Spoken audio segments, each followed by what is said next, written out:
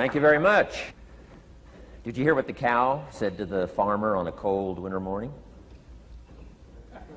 Thanks for the warm hand. Anyway, it's going to get better, so don't panic on me. I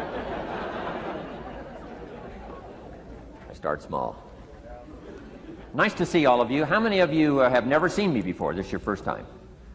Oh, wow, most of you, okay. I keep thinking for sure I'm more famous than that, but, you know, that is the truth. I'm delighted to be here. Been looking forward to it for a long time. And it's nice to be back. You know, I was here not too long ago. It's nice to be invited back. It says something when you're invited back. It doesn't say everything, but it says something. Maybe it says, let's give him one more chance, right? See if he can get it right this time. But I'm delighted to have all of you here. We're going to spend the day together. I feel two major responsibilities, and I'm sure you can guess what those are. Number one is to make sure you get your money's worth, right? When you shell out your cash, especially these days, you want to make sure you get full value for the money you spent. And I know the tab for the seminar was not that much. Pretty modest fee to get in. Most of you, your tips for the week, right? So it wasn't that much. But I want you to be able to say when you walk out of here today, it was worth my money. But my biggest responsibility is to make sure you get your time's worth. And the reason I say that is because time is more valuable than money. In fact, you might start your notes with that. Time is more valuable than money. You can get more money, but unfortunately you can't get more time. If somebody asks you to spend your money, that's pretty easy, right? We live in America. We're wealthy. So the money's not the problem. But what if somebody asks you to spend a day, right? You got to think that over carefully. And I know you did. I wouldn't waste one of my days, not for anybody, not for anything. Once I understood how valuable they were, I don't waste any. But to make an investment like today of your money and your time, I appreciate that. Today's going to be costly for me. It's going to cost me one of my days to be here, right? And some money, of course. But, you know, I don't need the money. I take the money, but I don't need the money. But guess what I do need? The time. So I'm here not to just joke with you. I'm here not to just tell some funny stories and give a performance and walk away. I'm here to give you some value, and I want to make it worth your time. I'm going to invest a day. You're going to invest a day. Let's get the most out of it and see what we can walk away with today. Anyway, for you that have not seen me before, just very briefly, let me just tell you my story. I grew up in Idaho, farm country, southwest corner of Idaho. In fact, my father still lives on the old homestead where I grew up. He'll be 89 his next birthday. He still hasn't retired. I'm proud of my dad. He's never been ill. He's really something. I'm trying to get him to retire this year, 88. I'm telling my father, what a good year to retire when you're 88. And he says, hey, talk to me in 10 years, right? I might be ready. But anyway, I went to high school. I graduated. I went to college 1 year. Halfway through my second year of college, I decided I was smart enough, so I quit. One of my major mistakes. I should have stayed in school. But I thought, heck, you know, I'm smart enough to get a job. That's what life's all about, right? Get a job, pay your bills, work hard, stay out of trouble, keep your fingers crossed, hope for the best. And I figured I was at least prepared to do that. So I quit college and went to work. A little while later, got married, got my little family going, and I'm out there doing what I thought was the best I could. But about age 25, I'm starting to struggle. I've purchased a little more than I can conveniently pay for on time, and the creditors are starting to call saying, hey, you told us the check was in the mail. What's the deal? And I'm getting embarrassed by that. I'm also embarrassed, big mouth me, with all the fancy promises I made to get married. I'm way behind on those promises, and I'm getting discouraged, wondering what to do. And I thought, well, maybe I should go back to school, right? 1 year of college, pretty short on an application. But, you know, tough to go back to school, right? Especially when you got your family going. Time to stay is when you're there. So I discounted that. I thought, well, if I, you know, had my own business, that would be the way to go. But, you know, I'm short on money, too much month at the end of the money. If you've ever been there, that's where I was, age 25. So I had to discount that, and I'm discouraged, wondering, where do I go from here? And then the miracle happened for me. Good fortune came my way. And who can explain good fortune? I don't know. Remarkable things that happen to you at a particular time. Sometimes it's just unexplainable how those things happen. One of my friends says, well, hey, things don't just happen. Things happen just. Another good note for your notes. Things don't just happen. Things happen just. And maybe that's it. I don't know. I'm an amateur on life, I guess like most of us are, trying to figure it out, how to make it valuable. But I was ready. And my good fortune was, at age 25, I met a very wealthy man. His name was Mr. Schoaf, Mr. Earl Schoaf. A friend of mine had gone to work for him, and he started telling me about this man. He said, you got to meet this man I've gone to work for. He's wealthy, but he's easy to talk to. And he's got a unique philosophy of life. And the more he kept talking about this man, I thought, well, I've got to meet this man. So sure enough, shortly after that, I had a chance to meet this remarkable wealthy man, and I was impressed. He was wealthy. Sure enough, he was easy to talk to. I was so intrigued, within a few minutes, I said to myself, if I could be like him, farm boy from Idaho, if I could be like him, I'd give anything. And then I thought, if I could just get around somebody like him, and if he would teach me what to do, I would be willing to learn. I'm coachable. And that was my good fortune. A few months later, this wealthy man that I met, Mr. Schoaf, took a liking to me, hired me, gave me a job. I went to work for him. And I spent the next 5 years in his employ. And then, unfortunately, he died at the end of that period, at age 49. His last 5 years, but the first 5 years of my new life, I got to spend with this remarkable man, and my dream came true. He coached me. He taught me. He taught me the books to read. He taught me the disciplines. He taught me the changes to make in my language and personality. And the things he shared with me during that 5 years literally changed my life, turned my life around, changed my income, changed my bank account, changed my future, changed everything. I've never been the same since that unique experience.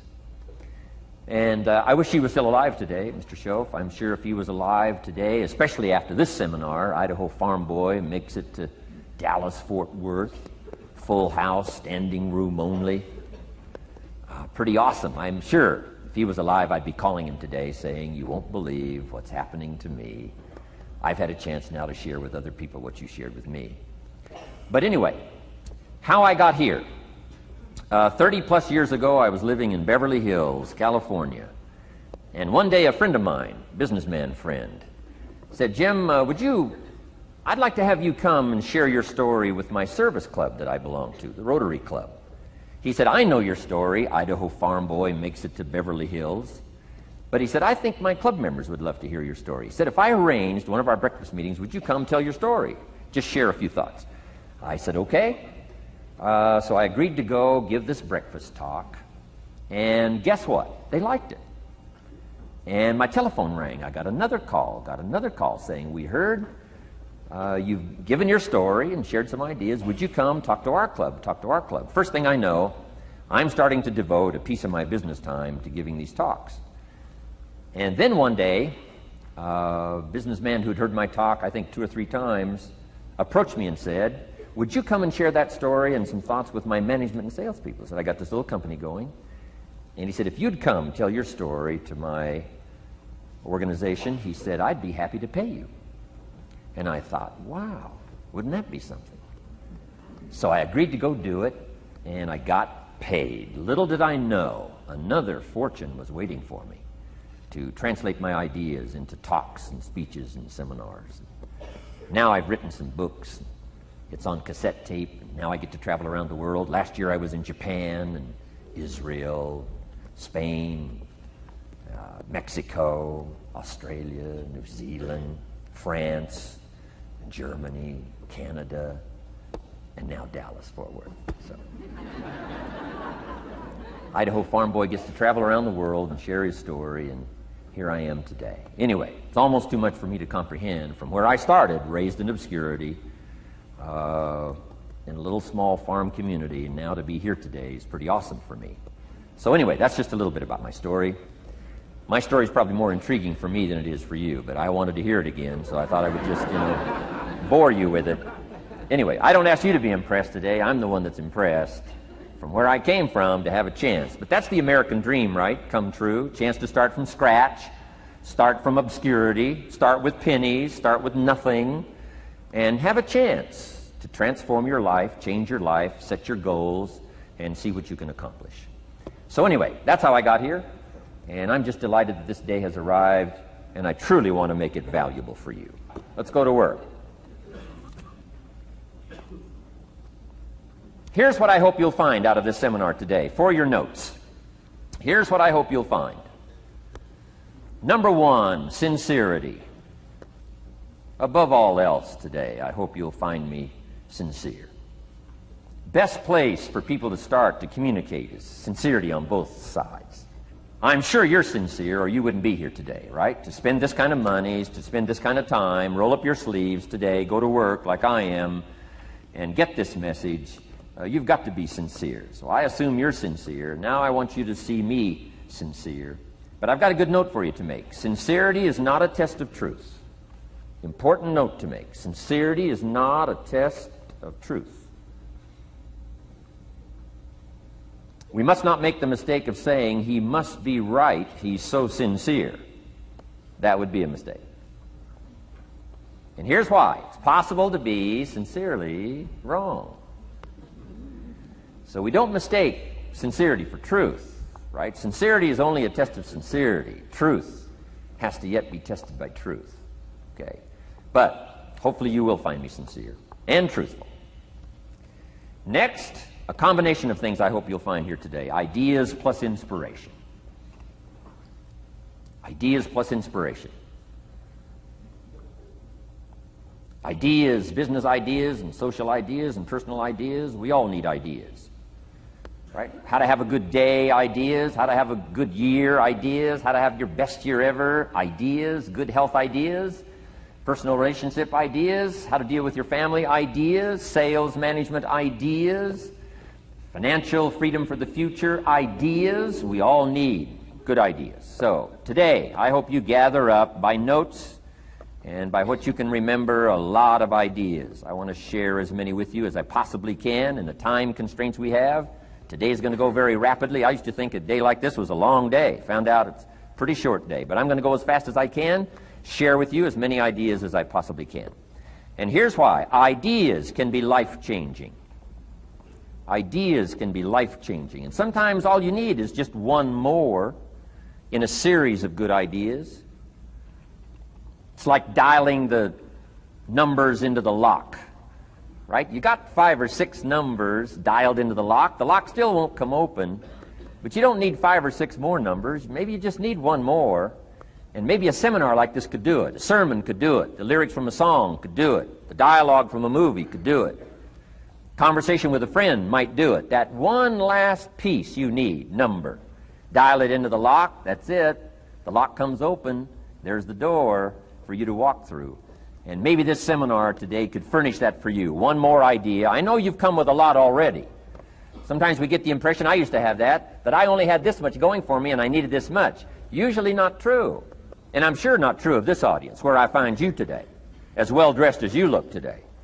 As fine as you are sitting here today, it isn't that, you've got this much going for you and you need this much. I would assume you've got this much going for you and maybe all you need is just a few more thoughts, ideas, to furnish you some ways and means to turn your life into the dream you want it to be. So, ideas. The seminar is going to be loaded with ideas. I want you to take good notes. But here's what else I hope you'll find here today, and that is inspiration. And who knows the mystery of inspiration? Why some people are inspired and some are not? You were inspired to get here. Some were not. Who knows the mystery of that? I don't know. How come you made it? The rest of them didn't make it. We don't know what that mystery is. Some people turned it down. Some people said it costs too much. Some people said it's going to take too much time. Some people are too busy. Right? A lot of different excuses why some are inspired to take advantage of something that comes to town. Others pass it up. We don't know the mystery to that. Here's what I call it. Mysteries of the mind. And I just leave it at that. Some things I don't try to figure out. I take the simple approach now. right? Some people do and some people don't. I mean, that's about as profound as my philosophy is. Some buy and some don't buy. Some go for it and some don't. Some change and some don't. And if you've been around for a while, you can usually work out the numbers, right? Out of 10, 3 do, 7 don't. Whatever business you're involved in, pretty soon you got this ratio going. The ones that do, the ones that don't. You say, well, why don't the ones that don't, how come they don't? We don't know. I just leave it as a mystery. I used to try to understand all that. I just take the simple approach now. The guy says, this happens to me, this goes wrong for me, and all this stuff goes wrong for me. How come all this stuff happens to me? I say, I don't know, it beats me. The best I've been able to figure out is those kind of things always happen to people like you. I mean, right? That's the best I got. I don't know. I'm an amateur on this stuff. What do I know? So, just take the simple approach, right? That's how it is. Who knows? Interesting story says, the day the Christian church was started. Now, I'm an amateur on the Bible, but best account I can remember, the day the Christian church was started, a magnificent sermon was preached. Great presentation. And if you're a student at all of good communication, it was one of the classic presentations of all times. The sermon, the first day the Christian church was started.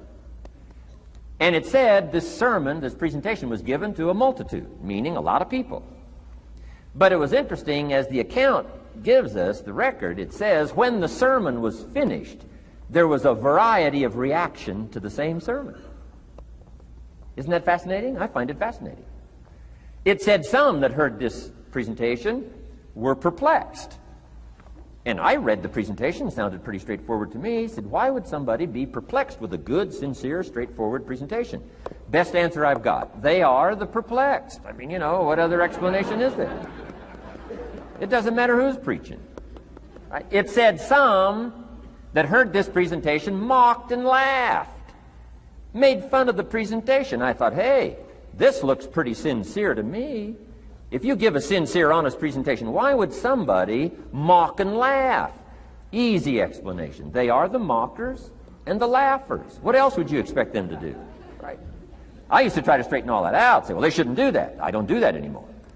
I've got peace of mind now. I can sleep like a baby, not try to straighten all this stuff out. I used to be so naive. I used to say, well, liars shouldn't lie.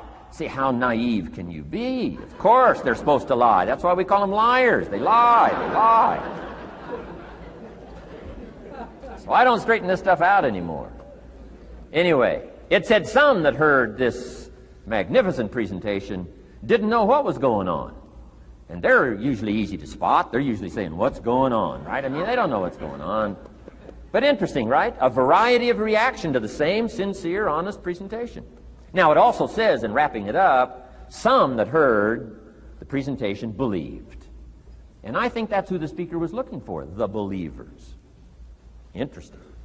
Now, it said the number of believers was about 3,000. So, a pretty good first day. 3,000. I've had some first days, but I never had 3,000. But anyway, 3,000 were believers. And that's, the speaker was looking for the believers out of this multitude. And that's about as close as we can come to understanding the mystery. Some believe, and some mock, and some laugh, and some are perplexed, and some don't know what's going on. And you just have to leave it that way. Why? Because that's the way it's going to be. The way to be brilliant is to find out how it's going to be and then say, here's how it should be. I mean, that's how you become brilliant. So, anyway, who knows the mystery? I call it mysteries of the mind. We don't understand. But I don't try to change it anymore. On this particular story, as far as we know, they didn't have classes after the presentation to try to de-perplex the perplexed. I mean, as far as we know, they left them perplexed. They left the mockers mocking. They let the laughers laugh. I mean, they didn't come back and try to straighten all this out. You say, well, how can you build a church? Well, make another presentation, and you'll get some believers and some mockers and some laughers and some who don't know what's going on. So that's about the best we can do. So, but I'm glad I've got the believers here today. You believed enough to shell out your cash and part with your time and some of your effort and energy, and I appreciate that. So, hopefully you'll find some inspiration here today. All right? To get the most out of today, a couple of more notes. Number one, be thankful. That's a good way to capture the most of a day like this. Be thankful for what you already have. That shouldn't be any problem in America, being thankful. Everything we need is available in America. Everybody wants to come here, right? The last time I was here, that little presentation I gave, everybody wants to come here, America. People haven't plotted and schemed the last 40 years saying if I could just get to Poland, everything would be okay. No, everybody wants to come to America. Why? Everything's available here. All the books you need, all the sermons you need, all the churches you need, all the schools you need, all the instruction you need, all the inspiration you need, all the capital you need, all the markets you need, all the challenge you need, all the information you need, all the seminars you need. Everything's available here. This is America. So number one, let's be thankful for what we already have. Thanksgiving does this. Opens up the doors, opens up the windows, opens up the channels. Thanksgiving for what you already have. I did a seminar one weekend up at the ranch, up at Clear Lake. Got a lodge up there. Nice setting, high valley, high serenity ranch. For the weekend, Friday evening, Saturday, Sunday. People drove in from around California. I got there late Friday afternoon. Everybody had pretty well already gotten there. I couldn't believe the parking lot.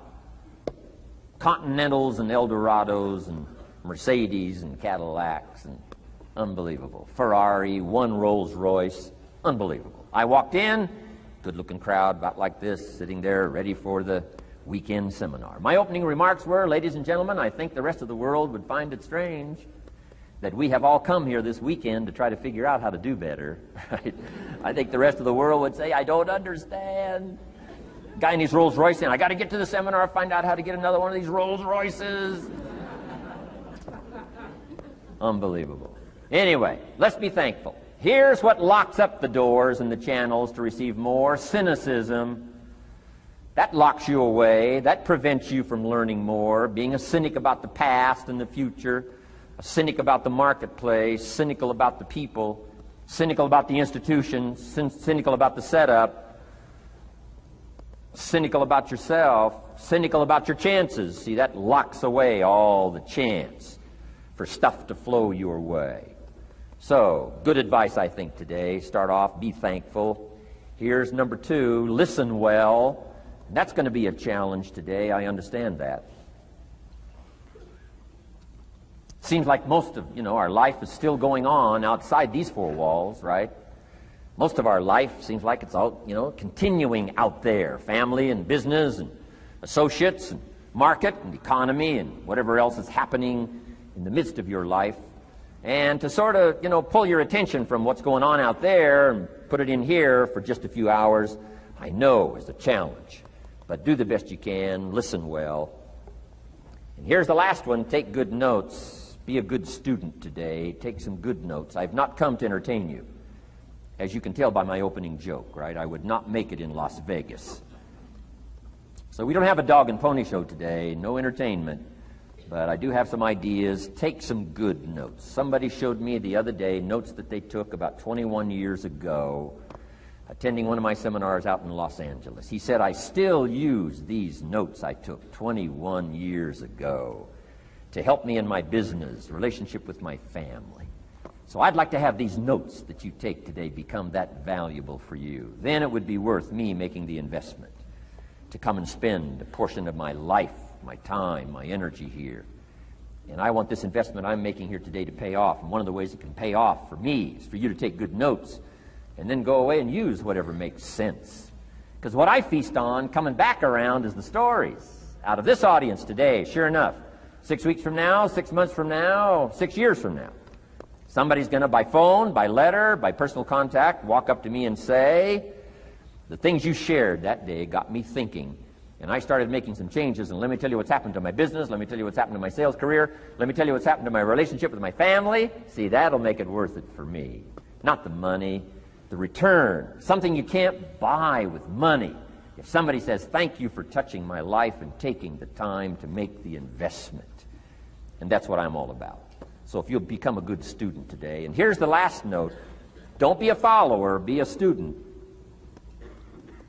You'll be happy to know today we haven't come seeking disciples. We've got no movement for you to join. I'm just here to share some of my experiences, good ideas, best I can. But I think that's good advice. Don't be a follower, be a student, right? Take advice but not orders. Take information, but don't let somebody, order your life. Make sure what you do is the product of your own conclusion. Excellent note to make. Make sure what you do is the product of your own conclusion. Not to do what someone else says. Take what someone else says, process it, think about it, ponder it. If it makes you wonder, if it makes you think, then it's valuable. Then, when you go take action, make sure that the action is not what somebody told you to do. Make sure the action is the product of your own conclusion. If you'll follow just a little bit of those simple guidelines, I'm telling you, the learning process can be speedy, swift, powerful. Your learning curve can go up, and then applying it to your business, your life, your family, conversations, equities of all kinds. You'll find some progress like I did that first 5 years when I met a teacher willing to share with me, turned my life around. Progress I couldn't believe happened for me. Okay, let's get started. I want to review, I was here last time and we talked about the 5 major pieces to the life puzzle.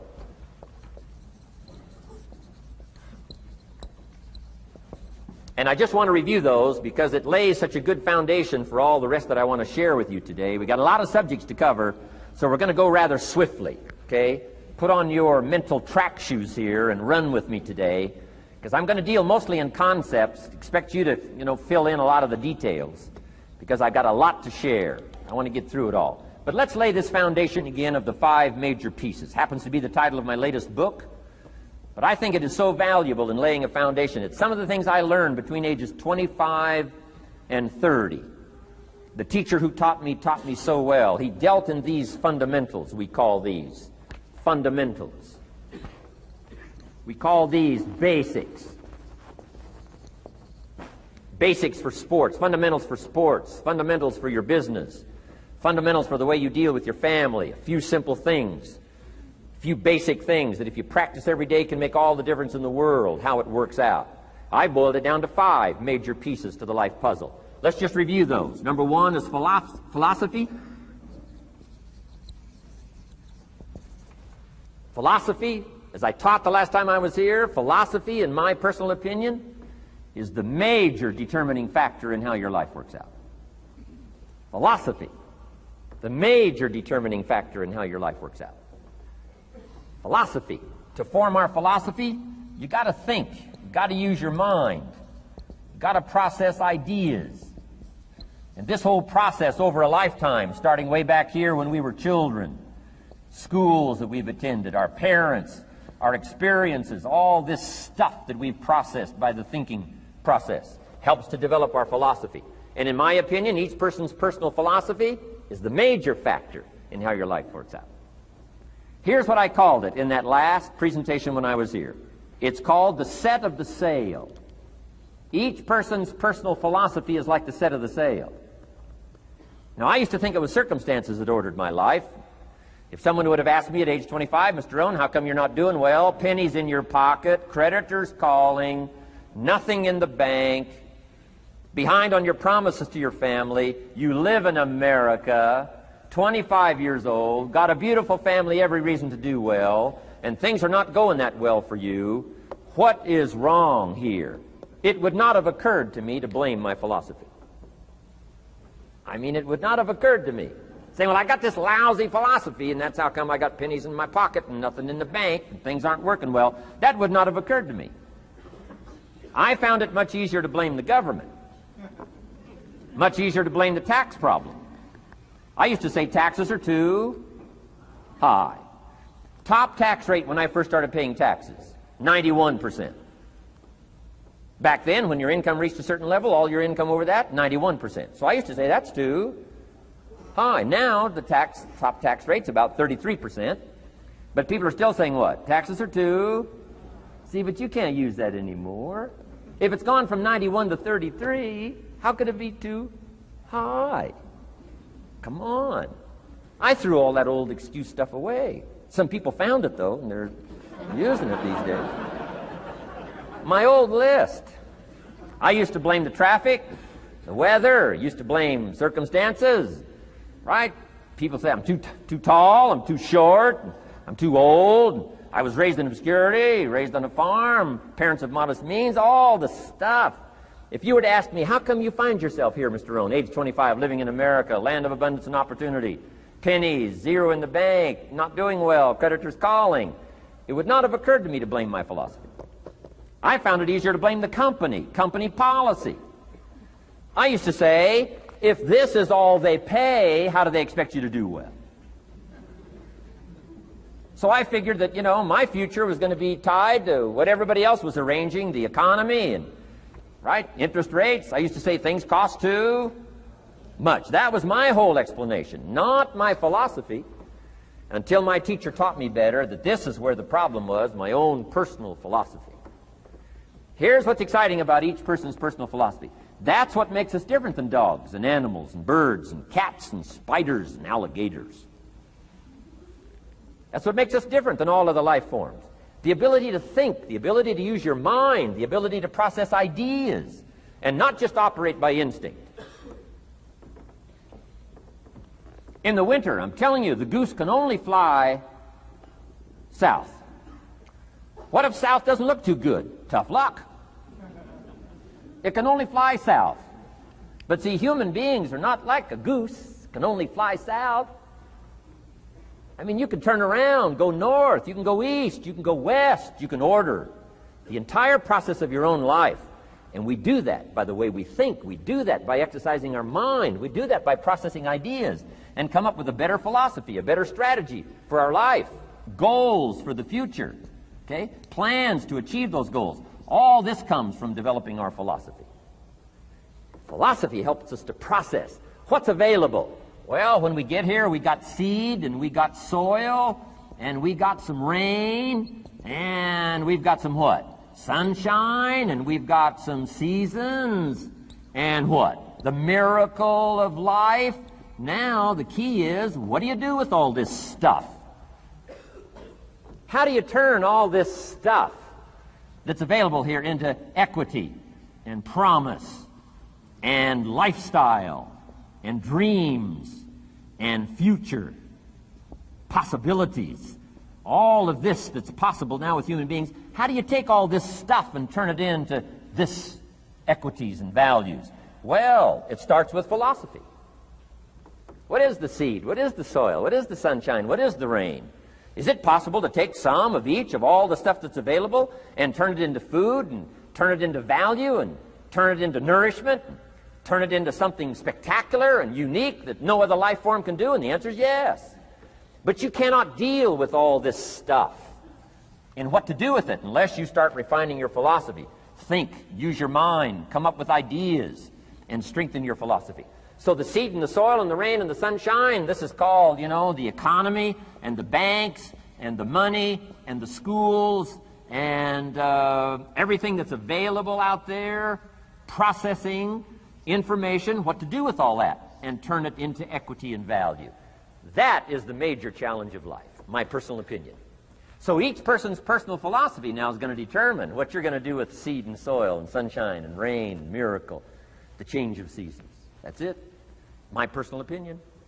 Each person's personal philosophy is like the set of the sail. That's what this seminar is for today. Help you to trim a better sail. You don't need a better economy. You don't need better seed and soil. In fact, when it comes to seed and soil and rain and sunshine and seasons and the miracle of life, that's all you got. Now, what if you blame this stuff? Then you're blaming all you got. If you blame the economy, and you blame the schools, and you blame the teachers, and you blame the sermons and the preachers, and you blame, the marketplace, and you blame the company and company policy, what else is there? When some people get through with their blame list, there isn't nothing else. That's all there is.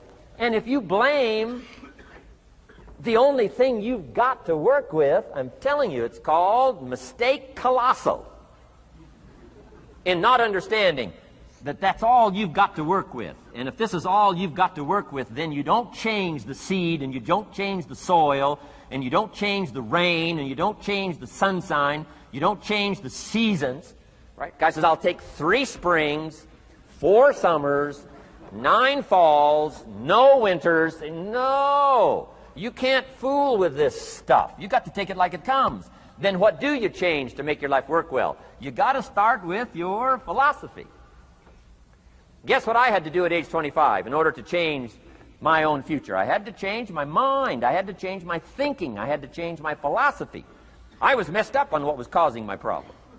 And once I got that straightened out, that all the stuff I blamed, the government and taxes and the marketplace and the economy and things cost too much, negative relatives, cynical neighbors, once I got rid of that and started going for where the real problem was, which was me, I'm telling you, my life exploded into change. My bank account changed immediately. My income changed immediately. My whole life took on a whole new look and color immediately. And the early results I got from making these philosophical changes tasted so good, I've never stopped the process from that day until this. And I'm telling you, with a little consideration of the refinement of your sail, by setting a better sail, refining your philosophy, your whole life can start to change from today on. You don't have to wait till tomorrow. You don't have to wait till next month. You don't have to wait till spring. You don't have to wait till 93. You can start this whole process immediately. I recommend it. Now, some people do so little thinking, they don't even have their sail up. I mean, you can imagine where they're going to wind up at the end of this week, at the end of this month, at the end of this year. Now's the chance to change, process all this information. So number one is philosophy. Okay. And we dealt with all that, where we get ideas from personal experience, from other people's experiences. I don't want to get into all those details because we covered that the last time I was here. But philosophy, that's number one, my personal opinion. Each person's personal philosophy. Here's the definition of success and failure. Just make this note. Here's failure. A few errors in judgment. Repeated every day. Now, you can automatically assume, Mr. Rohn, I say, I can understand that. A few errors in judgment repeated every day. For 6 years?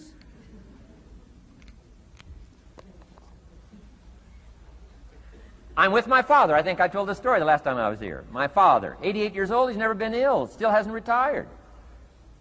Not long ago, midnight, we're getting ready to go to bed. We've drilled a new well, got some extra water, got some more acres going. He's all excited.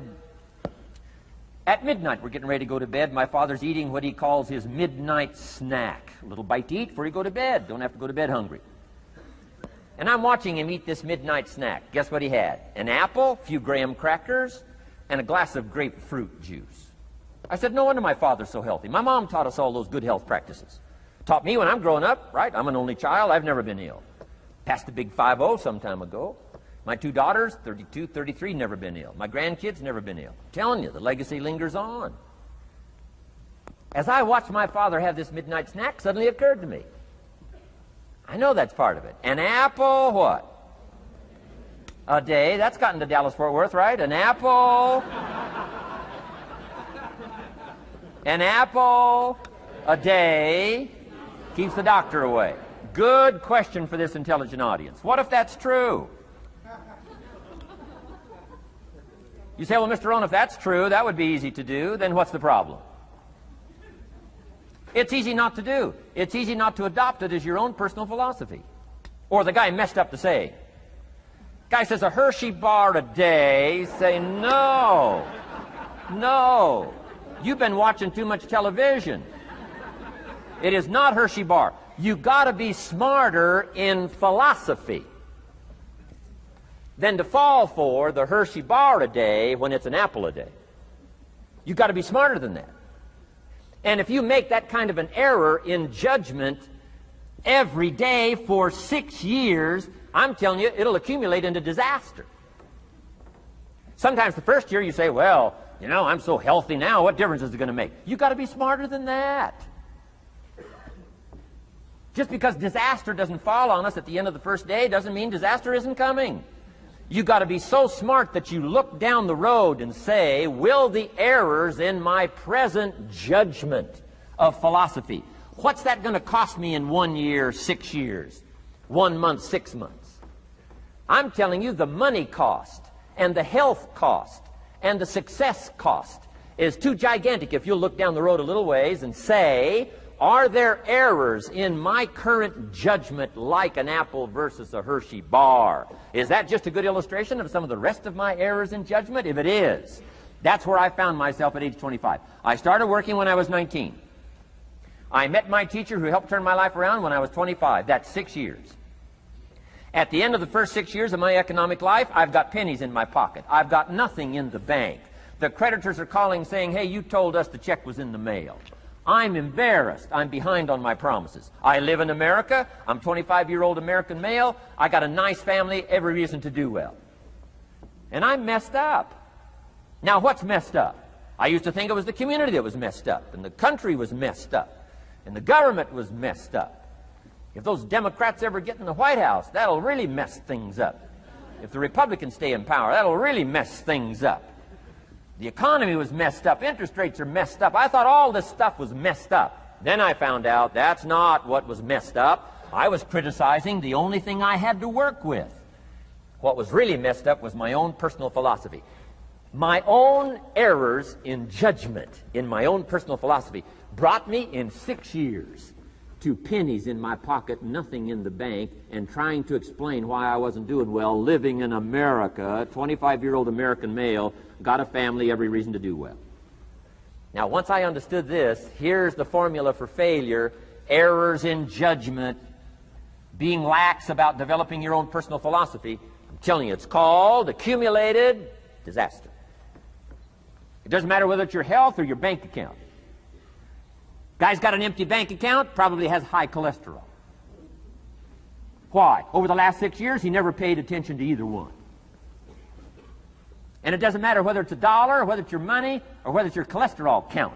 All you got to do is commit the errors, and just because disaster doesn't fall on you at the end of the first day that you don't eat an apple. You say, well, I didn't eat an apple today, and tonight I'm not ill. Well, you got to be brighter than that. Someday you got to leave first grade. The reason we make those first grade desks so small so they won't fit at age 25. I mean, right? You don't belong here anymore. Come on. Now let me give you the secret to success. The formula for failure: a few errors in judgment repeated every day for 1 month starts the weakness, starts the disaster process. You can imagine what happens in 6 years. Now here's the formula for success: a few simple disciplines practiced every day. And you've started a whole new process called a whole new life. A few simple disciplines practiced every day. And if you decide today to go for the apple instead of the Hershey bar, I'm telling you, you have begun the process of turning your life around. And if you keep up that process, not only with your health habits, but with your money habits and with your communication habits, with your sales habits and management habits and every other habit that you've got, if you'll start that process, eliminate the errors and replace it with disciplines practiced, I'm telling you, you can start this process of life change immediately. After today, you don't ever have to be the same again. Only by choice. You don't have to walk out of here the same as you walked in today. Only by choice. You can start a whole new process. And you say, well, Mr. Rohn, is it that simple? Yes, it's that simple. Where else would you start but with an apple? You don't have to start with something staggering. What if you should be walking around the block for your good health and you don't? What'll that do in 6 years? I'm telling you, the word is disaster. You could and you should and you don't. Here's an even stronger word. You won't. I mean, don't might mean you're careless. Won't probably means you're stubborn. And either one's called disaster. Could, should, don't. I'm telling you, that's why at the end of 6 years, I found myself with pennies in my pocket, nothing in the bank, creditors calling. Could, should, won't. Could, should, don't is called disaster. Now, how do you change all that? The next 6 years, I got rich. The next 6 years, I became a millionaire. By the time I'm 31, I'm a millionaire. How about that? You say, well, Mr. Rohn, what happened? Well, strangely enough, during that second 6 years of my economic life, the government was about the same. I'm telling you, taxes were about the same. My negative relatives were the same. I'm telling you, the economy was about the same, and prices were about the same, and everything else was about the same. Circumstances were about the same. Then how come I got rich? How come I totally changed my life? I was not the same. Somebody says, well, what did you go to work on to do all that? I started with my philosophy. I started amending my errors by doing some better thinking, changing my mind, coming up with ideas that I didn't have before I met my teacher. And once that whole process started for me, I'm telling you, I changed my whole life. Within a 6-year period, I was never the same. And I've kept up that process all these years. One of the reasons why I'm here is to continue my craft. I don't want the day to come someday somebody says, you should have heard Jim Rohn 10 years ago when he was really terrific. Guess what I want people to say? I heard him 10 years ago, but you should hear him now. I'm telling you the man works on his craft. I'm telling you the man's done some extra reading. I'm telling you the man doesn't miss a trick. I'm telling you he's worked hard on himself. That's why he's able to deliver like he does. The same thing can happen for you as a teenager. It can happen to you as a mother, as a father, as a business person, as a salesperson, running a business. Doesn't matter. Management, wherever you find yourself. This is the process called personal change. And what I say to start with is, start with your own philosophy. Your philosophy is going to determine whether or not you go for the disciplines or continue the errors that's called potential disaster. And everybody has it within their power. Well, it was so happy for me to find out at age 25, Mr. Shove said, Mr. Rohn, you don't have to change countries. But you do have to change philosophy. And if you'll change philosophy, not country, you can turn around your income, you can turn around your bank account, you can turn around your skills, you can become capable, powerful, sophisticated, healthy, influential, all the other equities that you could possibly want out of your life, using the only stuff there is and not trying to change any of this stuff. Appreciate all of this stuff with all of its ups and downs, with all of its mystery of why it works and sometimes it doesn't work. Don't challenge this. You don't have to ask for another planet. You don't have to ask for another country. Just ask for another book. Ask for another seminar. Ask for another idea. And you can start this whole process of personal life change. Now, I could spend the whole day on philosophy, because that's where it is. If I could get you intrigued with that enough to study it, enough to ponder it, to where you would pick up the commitment like I did and say, hey, as simple as an apple a day, as simple as a walk around the block, why not start right there? If you don't start there, where else are you going to start? Might as well start where it's easy, and then go to the more complicated disciplines. Because if you can't handle the simple disciplines, how can you handle the complicated ones? Okay. Key. Philosophy. Here's number 2. I got to give these now very quickly because I got too much to cover here to linger too long. Number 1, we're affected by philosophy. First major of the 5 major pieces. Number 2 is attitude. We're affected by how we feel. First, we're affected by what we know and the decisions we make. Second, we're affected by attitude, how we feel. And I gave that quick list. Let me give it to you. It's how you feel about the past. You've got to have a good attitude about the past. Use it as a school, not a club. Don't beat yourself to death with your past. Faults, failures, losses. Let the past be a school. Harsh school maybe. What else is new? Let the past be a school master to teach you. Not to threaten you, but to teach you. Okay. Next, it's how you feel about the future. Set your goals. We'll talk a little bit about that before we finish today. Goal setting. The promise of the future is an awesome force to affect your life every day. Without a future well designed, we take hesitant steps. And all you have to have is hesitant steps. For 6 years, you'll be timid, driven into a corner, not boldly willing to go and take your portion, take your share. Okay? Next, it's how you feel about everybody else. Got to have a good attitude about everybody else, because it takes everybody else to make a market. One person doesn't make a family. One person doesn't make a business. One person doesn't make a corporation. One person doesn't make a community. One person doesn't make a nation. It takes all of us to make a dynamic economy, a nation second to none. It takes all of us to make the churches and make the economy run. It takes all of us to make the possibilities. All the gifts that have flowed in here the last 200 years, unprecedented in 6,500 years of recorded history. There's been nothing like it. The ethnic streams that have flowed in here brought their gifts, brought their talent, brought their skills, brought their inventions, brought their work ethic. All of it mixed together is called America. Been nothing like it in 6,500 years. And to miss the value of it by some, warped attitude about it, I'm telling you, you've missed it all. And if you have an appreciation for it all, you'll draw from it. And if you draw from all the gifts that have been blended together here for 200 years, now for your value and benefit, think of what you can do for your days, for your business, for your conversation, for your equities. You can transform it to an incredible degree. And here's the last one. It's how you feel about yourself. Understanding self-worth is the beginning of progress. Self-worth should be easy. If one of us can do it, all of us can do it. If anybody can think it, we all can think it. I can read, you can read. I can understand, you can understand. From where I came from, the few simple things I did and tried revolutionized my life in 5 years. There isn't anybody here that can't do it. Change from pennies to fortune. Change from nothing to something. Change from broke to rich. Anybody in this room can do it. If any of us can do it, we all can do it. That's the kind of value you should place on yourself. If Jim Rohn can understand it, I can understand it. If he can read, I can read. If he can find it, I can find it. If he can change, I can change. If he can get it done, I can get it done. That's the attitude about yourself. So valuable. Okay? Now, in transforming our lives, we don't start with attitude. We don't start with the inspiration here. We start with education. Somebody says, well, I expected you just come get motivated today. Well, that probably won't do it.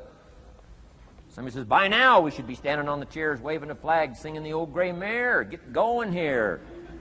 No, that's not where you start. Life change does not start with inspiration. Life change starts with education. You've got to be educated to the point of where you might have messed up. My teacher put it in blunt, simple language. He only went to the 9th grade in school, so he put it in simple language I could understand. He said, Mr. Rohn, after 6 years living in America, healthy American male, 25 years old, been working 6 years, 1 year of college, pennies in your pocket, nothing in the bank, behind on your promises. Shoaff said, I just got one simple explanation for that. You've messed up. Now, I could understand that kind of language. Substitute a Hershey bar for an apple means you've messed up. Should walk around the block, could walk around the block, won't walk around the block. You have messed up. And all you got to go is right down through the list. Don't need some teacher to come by and tell you. Be your own best teacher saying, hey, let me make a list of some places I've messed up. Because if I let this down, that probably affects the rest. And the answer is, that's true. So we don't start with inspiration. We start with education. Somebody says, well, just motivate this guy. He'll be all right. Just motivate him. Get him turned on. Probably not.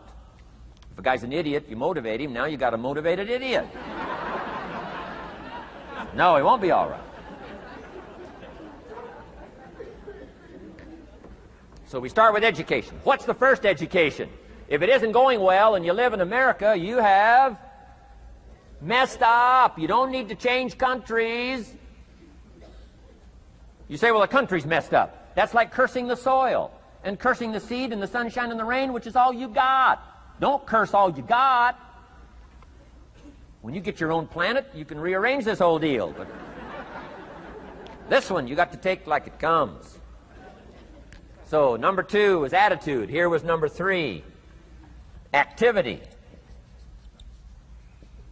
This is the work part, the labor part. Taking action. And the activity is the miracle working piece. A miracle being something we don't quite understand how it works doesn't mean it doesn't work. It means we just don't quite understand how it works. Miracles work. God says. Now, I'm an amateur on God, but here's my best analysis. God says, if you'll plant the seed, I'll make the tree. Now, that's a good arrangement. Number 1, gives God the tough end of the deal. What if you had to make the tree? That'd keep you up late at night trying to figure out, how do you make a tree?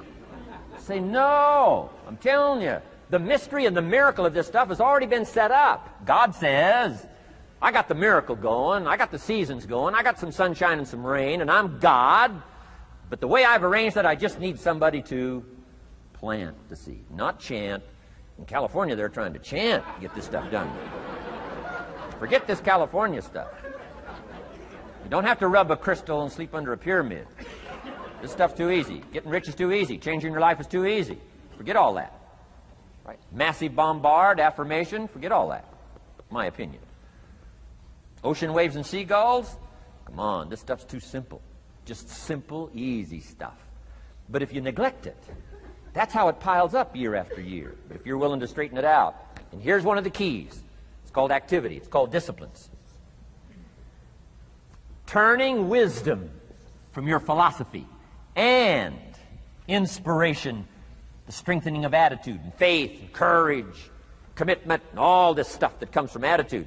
If you're willing to take these two qualities, philosophy and attitude, and invest it into activity, you can have a miracle. Anything short of that, no miracle. Wisdom doesn't perform a miracle. Attitude doesn't perform a miracle. The only thing that performs a miracle of increase called equity is called putting wisdom and attitude into discipline, into labor. And this labor now can perform a miracle. And here's the two parts to the labor. One, do what you can. Number two, do the best you can. Can't give you better advice than that. Number one, do what you can. You just got to go home and make a list after today. And here's the question to ask as you make this personal list. What am I not doing that would be easy to do? That could greatly change my health, my wealth? What am I not doing I'm neglecting that would be easy to do? Just go home and answer that question personally. You don't have to put the answers on a public bulletin board. This is just all personal stuff. From the walk around the block to the apple to what to do with your money, which we're going to cover today. What does a child do with $1? We're going to cover that today. Errors in judgment, disaster. Few simple disciplines, wealth beyond imagination. And if you'll pick up the activity part, the miracle working part, plant the seed part, take care of your part. The soil will take care of its part, and the seed will take care of its part. The seasons will take care of their part. The miracle will take care of its part. If you'll take care of your part, called putting it into activity, action. Works miracles. 2,000 years ago, on April 13th, one of Jesus' disciples. Now again, I'm an amateur on the Bible, but best as I can remember it, one of Jesus' disciples said to Jesus, "It's time to pay our taxes and we don't have any money." That's how come I know it was about April 13th.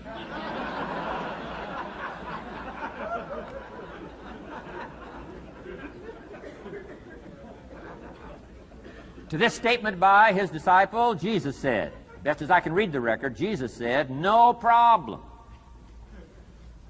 Now, why could he say no problem? Well, word has it, he was a miracle worker. Word has it, if you're a good student of history, word has it, he was a miracle worker. If you handed a problem to a miracle worker, what would he be inclined to say? No problem. You got to hang out with folks like that. I belong to a small group like that. We do business around the world. You hand these guys a problem, they say no problem. What? How many books would they read to solve it? Many as it takes. How early would they get up? Early as it takes. How much information would they gather? Much as they needed. So it's what? No problem. You got to hang out with folks like that. Jesus said this will be no problem, the tax thing. He said to his disciple, it's simple. Go fishing. Wow.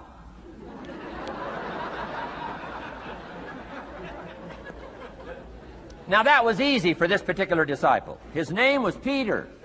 And Peter was a fisherman. How clever. How clever. But here's the real problem. If you should fish, and you could fish, and you don't fish, you got no miracle. You could change, you should change, you won't change. That's called accumulated disaster. In 6 years, you'll be explaining instead of celebrating. Having some ragged list like I had, reasons for not doing well, pennies in my pocket. Could, should, don't, disaster. And if you'll just start the process of change, could, should, and will, you can start this whole process. And if you will, then put it into action. The miracle belongs to you. Jesus said to his disciple, it'll be simple. Go fishing, and the first fish you catch, look in his mouth. Peter said, okay. He was used to strange things happening. In this relationship, Peter goes fishing, catches the first fish, looks in his mouth. Guess what's in the fish's mouth? Coins. Peter says, wow, coins. Starts counting the value of these coins, and when he adds it up, guess how much it added up to? Exactly enough money to pay his taxes and Jesus' taxes. Which gives you Jesus' position on taxes.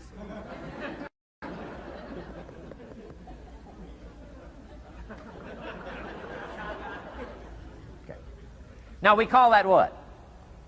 A miracle, only because we don't quite understand how it works. It doesn't mean it doesn't work. It simply means we don't quite understand how it works.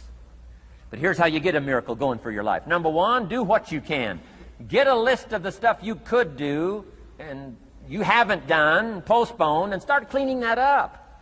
You can't start at a better place for personal change. That'll affect your bank account, affect your future, affect your income, affect everything. You can't start a better life change process than cleaning up what you should be doing. The man says, well, my mother lives down in Florida. Should have written her 6 months ago. I just can't seem to get that letter written. I'm asking you to get that letter written, clean that up, and don't walk like other people walk. Don't postpone like other people postpone. You say, well, is it as simple as writing a letter? And the answer is yes. Where else would you start for life change, personal change? You don't need a pink package to fall out of the sky. You don't need massive bombard, pre-conscious, subconscious. Practice channeling, find a 2,000-year-old guru. I mean, you don't need any of that stuff. Pass on all that. Kids are afraid of that stuff. Too much of it, you'll be out on a limb with Shirley. I mean, don't pass on all that stuff. This stuff's too easy. This stuff's too simple. It's called take action, number one, on neglect, on errors, in discipline. Number two, start setting up some disciplines. And if you'll do that, you'll perform a miracle. Now, here's the second part of the miracle. Number one is do what you can. Here's number two, do the best you can. If that's not your philosophy, I would ask you to amend it. Let me give you the best of ancient script. Here's what it says. Whatever your hands find to do, do it with all your might, do it with all your strength, and do it with all your power. What a good philosophy. That kind of philosophy will revolutionize your life if you haven't picked it up lately. Guy slips in late, company doesn't seem to mind, slips out early, first one in the parking lot, heading for happy hour. Stretches his break, comes early for lunch, late back from lunch, company doesn't seem to notice. Guy says, best as I can calculate, I'm putting in about a half a day's work and I'm collecting a full day's pay. And the guy says, I got it made. Little does he know the seeds of his own disaster are already being sown by the weakness of his own personal philosophy. It's not the economy that's going to determine your next 6 years. It's your philosophy about labor and about activity and about miracle and soil and seed and sunshine and rain and the economy and the banks and the money and the companies and the schools and what's going on. It's your philosophy and your attitude. And then your ability to take action. All of that we call the process of life change, miracle working. Number one, do what you can. Number two, do the best you can. Here was number 4. Results. Results. Every once in a while, you got to take a measure, see how you're doing with these 3 pieces: philosophy, attitude, activity. Now we take a measure called results. What is the results at the end of the day, the results at the end of the week? You can't let too much time go by without checking. When time goes by, 6 years I'd been out there working when I met my teacher, Mr. Schoaf. Schoaf said, well, Mr. Rohn, let's just go through a little summary here. He said, in the last 6 years, how much money have you saved and invested? Let's go through a little tab list here. How much money have you saved and invested the last 6 years? I said, what? 0. He said, you have messed up. You remember these notes. I like that. You've messed up. He said, who sold you on that plan? I thought, my gosh, the man's right. I'm a nice guy. I bought the wrong plan. What if you were 50 and broke? Right? Didn't need to change countries. Bought the wrong plan. What a sad scenario that would be. But Schoaf said these questions. Let's go through some results. He said, how many books have you read in the last 90 days? I said, what? 0. Wisdom of the world available? Change your life, change your future? Wisdom of the world available? Develop any skill you want, earn the kind of income you want, have all the treasures you want, equities you want, relationship with your family that you want, everything that you want available, and the wisdom of the world to help you get it. Haven't read any books in the last 90 days. My teacher said, Mr. Rohn, you have messed up. I'm telling you, you've got the deal. Shove said, Mr. Rohn, in the last 6 months, how many classes have you taken to improve your skills or to develop new skills? Go for the American dream. Become rich and powerful and sophisticated and healthy and influential. How many classes have you taken in the last 6 months? I said, how many? 0. He said, you have messed up. He said, you don't need to unmess the country. You don't need to straighten out the perplexed. You don't need to straighten out any of this stuff. All you've got to do is look within and let results teach you a great deal about your own activity, your own attitude, and your own philosophy. I went through that process. Take this phrase home. Results is the name of the game.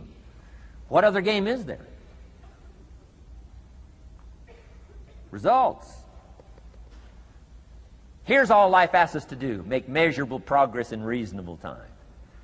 Just take home that little phrase. Good phrase. We're asked in life simply to make measurable progress in reasonable time.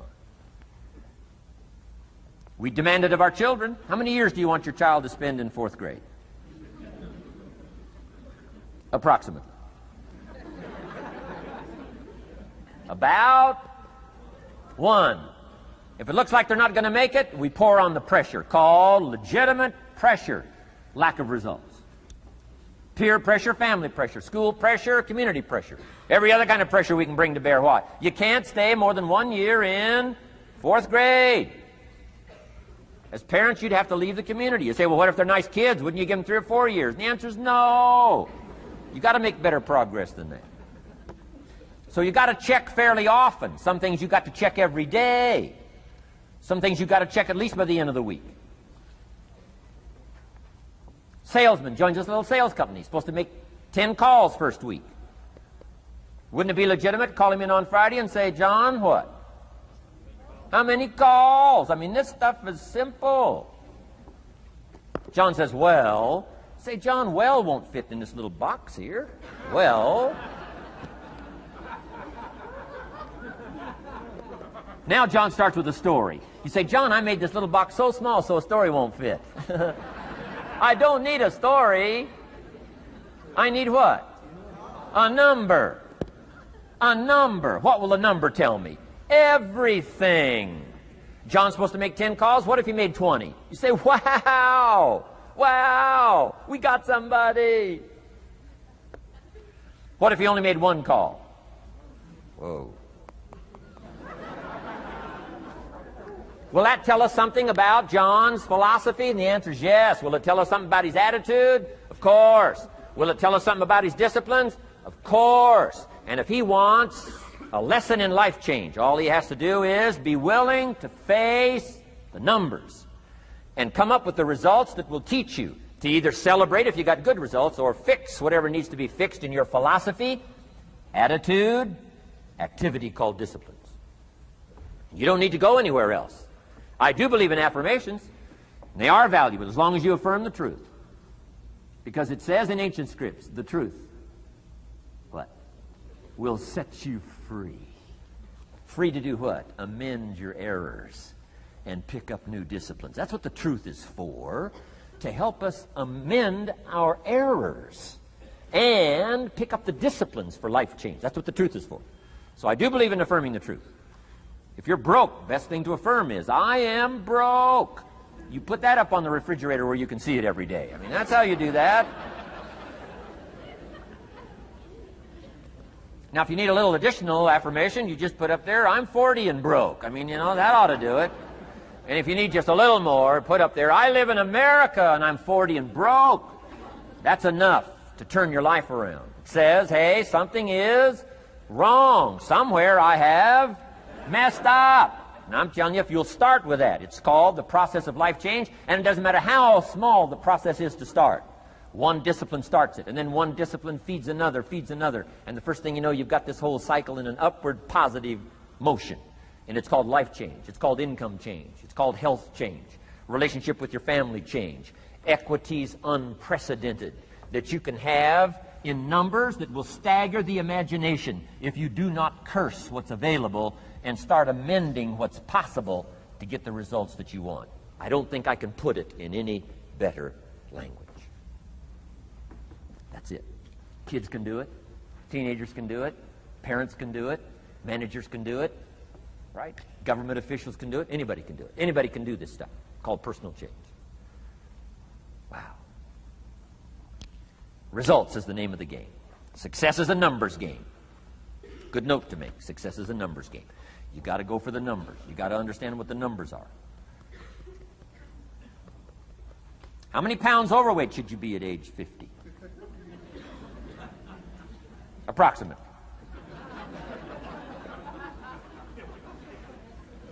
John says, I got big bones. We'll give you 10 pounds. 10 pounds for big bones. Otherwise, come on, John. 20 pounds, 25 pounds. Shouldn't we turn on the caution light at work and at home? Blinking caution light. Somebody says, what's that caution light? So John's up about 20, 25 pounds. We got the blinking light going at home, got it going here at work. To remind him what? Wrong numbers. Okay? 35, 40 pounds, red light, blinking at home. Somebody says, what's that blinking red light? Say, John's up about 40 pounds.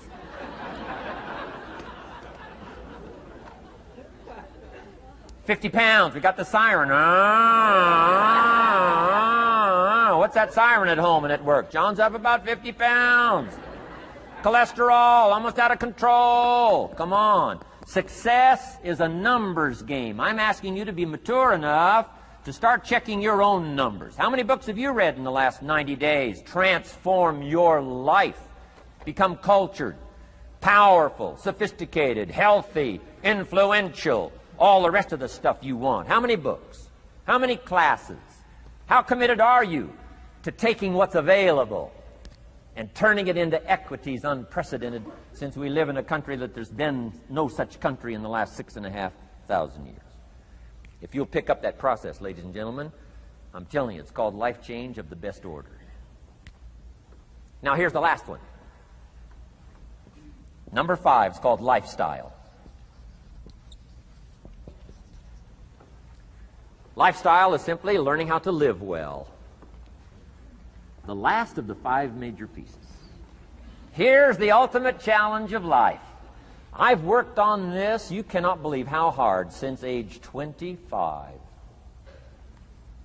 And that is, after applying better philosophy, attitude, and activity, and picking now up results. What are results for? Here's my ultimate challenge on results. To fashion, good word to jot down, fashion. Fashion for yourself lifestyle, or what we call the good life. That's the ultimate challenge.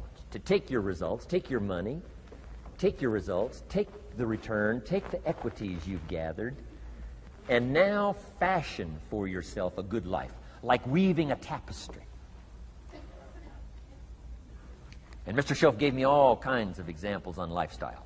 He gave me 2 phrases that helped change my life. In case you have to leave early, let me give you these 2 phrases. It'll be worth the price of coming and being here today. Just take these 2 phrases home, in case you have to leave early. Here's number 1. Schoaf said, Mr. Rohn, if you wish to be wealthy, study wealth.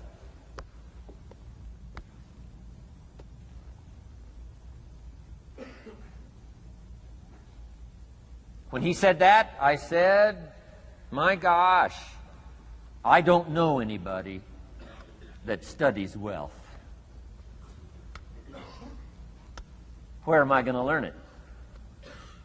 He said, never mind, Mr. Rohn, now that you've met me, if you'll be with me for a while, he said, and if you'll commit yourself, he said, I will teach you. And he taught me. He taught me the books. He taught me the stuff. Changed my life. By the time I was 31, I was a millionaire. The man taught me well. If you wish to be wealthy, study wealth. If you were to show me your present economic plan, in a personal conversation between you and me, you say, Mr. Rohn, let me disclose for you my current economic financial plan for the future. Would I get so excited I'd say, hey, I'm going to go across the country and lecture on your plan?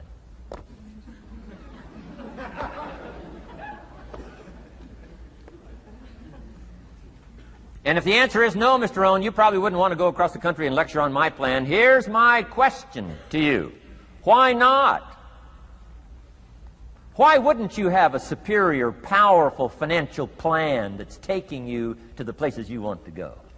I'm asking you, if you find yourself caught like I was at age 25, make the personal commitment today and say, I'm going to study and I'm going to change, and 5 years from now, nobody's going to be able to say, how come you don't have a superior plan living in a superior country with superior opportunity? Nobody's going to be able to say that 5 years from now of me. If you'll make that commitment, I'm telling you, this will be one of the most exciting days of your life. Not because of my seminar. It'll be one of the most exciting days of your life because of your commitment to this simple little process I've outlined for you. Here was the second phrase. Mr. Shoaff said, Mr. Rohn, if you wish to be happy, study happiness. I didn't know happiness was a study. My best hope for happiness at age 25 was to just go through the day with my fingers crossed, hoping somehow something would make me happy. Shoaff said, no, Mr. Rohn, happiness is not something you postpone. Happiness is not something off in the future. Happiness is something you design. You've got to get the word. Happiness is something you design. Happiness is a study. Happiness is a practice. Happiness is an art. It's not an accident. It's an art. And anybody that wants to can study, practice the art of happy living. Happiness is like culture. Money doesn't make you cultured, but culture is within the grasp of all of us. How much is a book on sophistication in the marketplace? $4,000? No, $40. I'm telling you, in America, everything's available. Everything's within reach. All you have to be is committed to it and make it a study. Culture is a study. Sophistication is a study. It's not an amount. It's not an account. It's a study. Money doesn't make you sophisticated and cultured. I know a guy that's rich. He's a clod. The guy's a clod. Eats with his elbow in his soup. I mean, he's just a clod. Nothing much more pitiful than a rich clod. I mean, you know, it's a sad thing to see. Money doesn't make you sophisticated. Only study and practice makes you sophisticated. Only study and practice makes you cultured.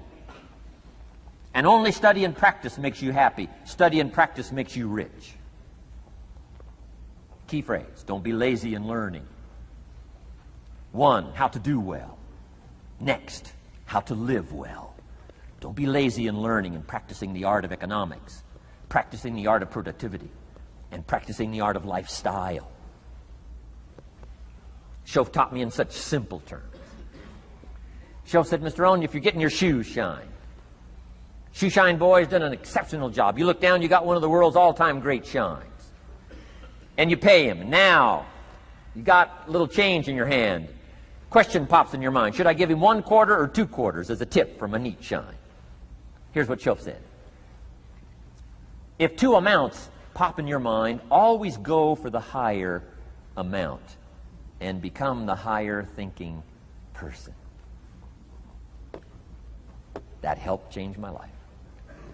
Here's what he said. Become a 2-quarter person. Now, you can tell that was a long time ago when a quarter was a good tip. Now it takes dollars. But just substitute 1992, dollars for quarters. Shoaff said, hey, if you are thinking 1 quarter or 2 quarters, and you say, well, no, I'll just give him 1 quarter. He said, that'll affect you the rest of the day. The rest of the day, you'll look down, see this great shine, you'll say, I got to be really cheap. 1 lousy quarter, tip from a shine. But he said, if you'll go for the 2 quarters, Shoaff said, you can't believe the extra happiness you can buy for just an extra quarter. That's called studying and practicing the art of lifestyle, which means living well. Money doesn't make you happy. Father wads up a $20 bill, throws it at his son, and says, if you need the darn stuff that bad, take it, just get out of my face. How sad, a father with money and no joy. He studied economics, but he never studied joy. I'm asking you to turn that around. Turn that all around. I did a seminar one time, St. Louis, Missouri. When I finished a seminar like this, a man walked up and said, "Mr. Rohn, you've really gotten to me." He said, "I'm going to change my philosophy. I'm going to change my attitude. I'm going to change my life. I'm going to change everything." He said, "You've touched me today." And he said, "You'll hear about me. You'll hear my story someday." I said, "Okay." Right? A lot of people, right, say things. Sure enough, a few months later, I come back to St. Louis, did another seminar. When I finished my seminar, I saw this man come walking up. I didn't remember his name, but he said, "I'm sure you'll remember me as the man who said, I'm going to go make some changes. You've touched me today." I said, "I do remember you." He said, "I'm telling you, things are already happening for me. I cannot believe in just a matter of months." He said, "One of the things I decided to change was my relationship with my family." He said, "My wife and I have 2 lovely teenage daughters. Parents couldn't ask for any more beautiful, lovely daughters. And he said, I'm the only one that's given them trouble." He said, "These daughters of ours have never given us any trouble." He said, "I've usually been the one all these years giving all the trouble and all the static." He said, "My daughters love to go to the rock concerts, and I'm always giving them trouble. They have to beg me for the money. He said, I don't want you to go. You stay out too late. Music's too loud. You're going to ruin your hearing. You won't be able to hear the rest of your life." And he said, I just get on their case. And he said, "They keep begging, keep begging. Finally, when they beg long enough, I say, all right, here's the money. If you have to go that bad, just go." So that's how I've been up until now. But he said, after I left your seminar, I decided to change all that, called lifestyle, living well. He said, "You won't believe it. Not long ago, I picked up the newspaper, and I saw an advertisement, and I knew my 2 daughters, it was one of their favorite performers, was coming to town." He said, "Guess what I did?" He said, "I went down and bought the tickets myself and brought them home, put them in an envelope. And when I saw my daughters later that day," he said, "I handed them this envelope, and I said to my 2 lovely daughters, you may not believe it, but inside this envelope are 2 tickets for the upcoming concert." They could not believe. And he also added, "You'll be happy to know begging days are over. Now they cannot." He said, "Now don't open the envelope till you get to the concert." They said, "Okay." So they go to the concert, come concert time, open up the envelope, hand the tickets to the usher. He says, "Follow me." And he starts down front. The girls say, "Hey, hold it, hold it. Something must be wrong." He takes another look, says, "No, nothing's wrong, follow me." 10th row, center. Now they cannot believe. 10th row, center. The only tickets they were able ever to beg for was, right, 3rd balcony, can't see. He said, "I stayed up a little late that night. Sure enough, a little after midnight, my 2 daughters come bursting through the front door. One of them lands in my lap. The other one's got her arms around my neck. They're both saying, 'You got to be one of the all-time world's great fathers.'" He said, "Mr. Rohn, you're right. I can't believe." Same money, different father. He said, "I've started making the changes, and I decided to start with my teenagers, my girls." He said, "What a difference it's making in my life." And I'm telling you, you can do that with your lifestyle. You can do it with your sales career. You can do it with your management career. You can do it with any part of your life. If you're looking for equities, unmatched. Do not curse the only thing you have. Don't complain about the only thing you have, which is seed and soil, sunshine, rain, miracle, and seasons. But start changing and processing and evaluating things like we're covering today, and this process of change will take off for you. You will not believe what can happen in such a short period.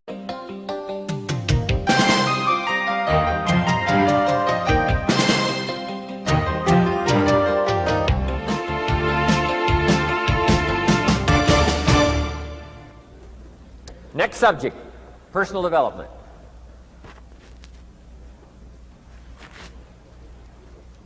Some of the things Mr. Schoaf taught me starting at age 25, some things came quickly, some things came easily. Setting goals, that was easy. We're going to talk about that later on. But this one I had to struggle with, personal development. It was hard for me to give up my old blame list. It was so comfortable blaming the government and blaming my negative relatives and the company policy, unions, wage scale, economy, interest rates, prices and circumstances and all that. That was difficult for me to give up. That was quite a transition for me to make, and blaming myself. But Mr. Shoaff started out with something very, very important. Let me give that to you.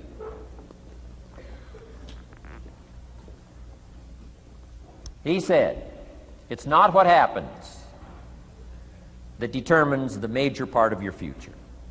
It's not what happens. What happens, happens to us all. He said the key is what you do about it. It's not what happens, it's what you do about it. And he said if you will start that process of change, do something different the next 90 days than you did the last 90 days, like picking up the books to read. Do something different like the new health disciplines, relationship with your family, whatever it is, doesn't matter how small it is. If you'll start doing different things with the same circumstances, since we cannot change the circumstances, but we can change ourselves. We can change what we do. And then he gave me another secret to success when he said, what you have at the moment, Mr. Rohn, you've attracted by the person you've become.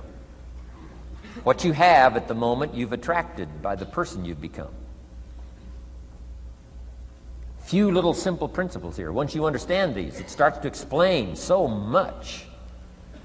Now, sometimes it's a little tough to take, blaming yourself instead of the marketplace, taking responsibility instead of putting it off on someone else.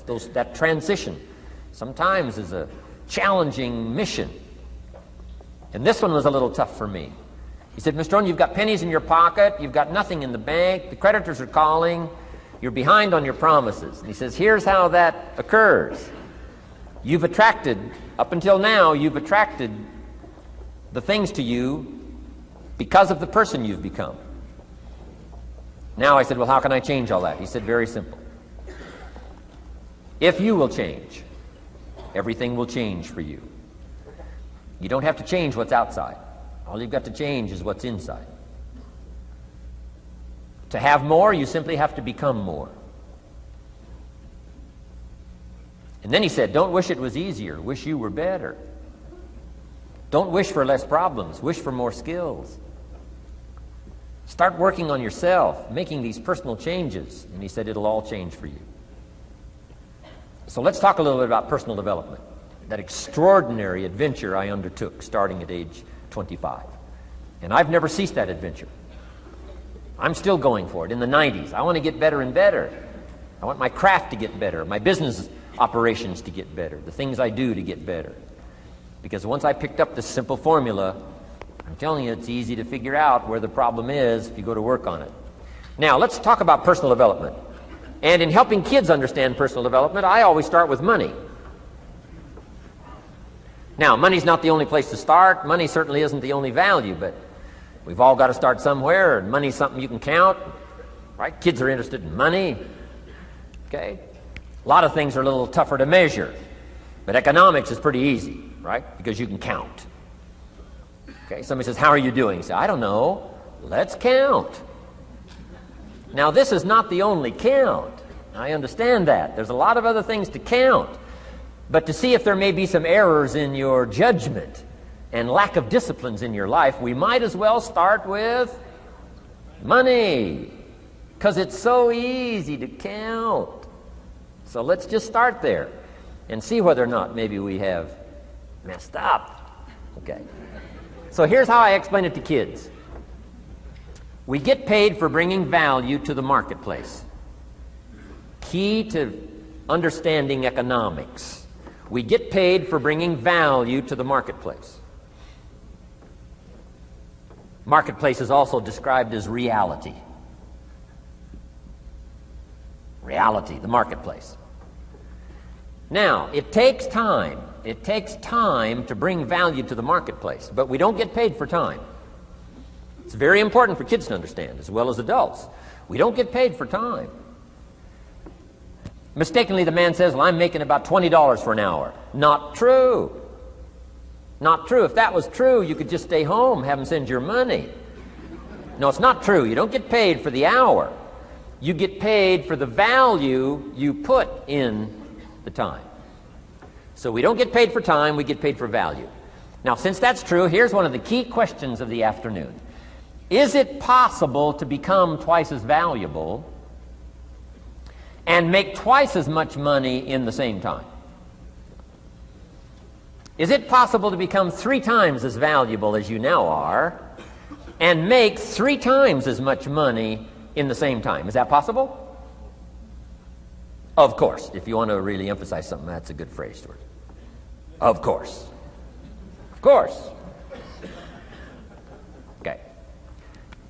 Now, all you have to do to earn more money in the same time is simply become more valuable. America's unique. It's a ladder to climb. Starts down here, what, about $4 an hour? Big argument last year in Congress about the starting place. Should be 5, should be 5, should be 5. Well, no, it doesn't need to be 5. Why not start with 4? It's a ladder. Right? This is not a bed. This is a ladder. This is a ladder to climb. Starts at $4. Now somebody says, well, should be 5, should be 5. Well, maybe. If you're going to stay at the bottom for the rest of your life, it probably should be 5. But that's kind of a pitiful way to live. Start and not grow. Start and not change. Start and not become more valuable. Hey, the whole scenario of life is to start, number 1, and what? Become more valuable, number 2. So America's a ladder to climb. Starts at $4 an hour, and the more valuable you become, you just keep moving up the ladder. Top income last year, what, 52 million? Guy that runs Disney? Would a company pay somebody for 1 year's work $52 million? And the answer is, of course. This is one of those of course places. Of course. If you help a company make $1 billion, would they pay you $52 million? The answer is, of course. It's chicken feed. I mean, it's not much money. Now, why that much money? Because he has become so valuable. Now, why would we pay somebody only $4 an hour? They're not very valuable to the marketplace. Now, we got to make that distinction, to the marketplace. Might be a valuable brother, a valuable member of the community, a valuable member of the church, valuable member in the sight of God, to the human family, of course, those kind of values. But to the marketplace, which is called what? Reality. Reality is, if you're not very valuable, you don't get much money. Those are called the facts. I mean, that's how that is. Well, then, how do you get more money? Simple answer. Somebody says, well, I'll go on strike for more. Well, here's a major problem with that. Here's a major problem with that. You can't get rich by demand.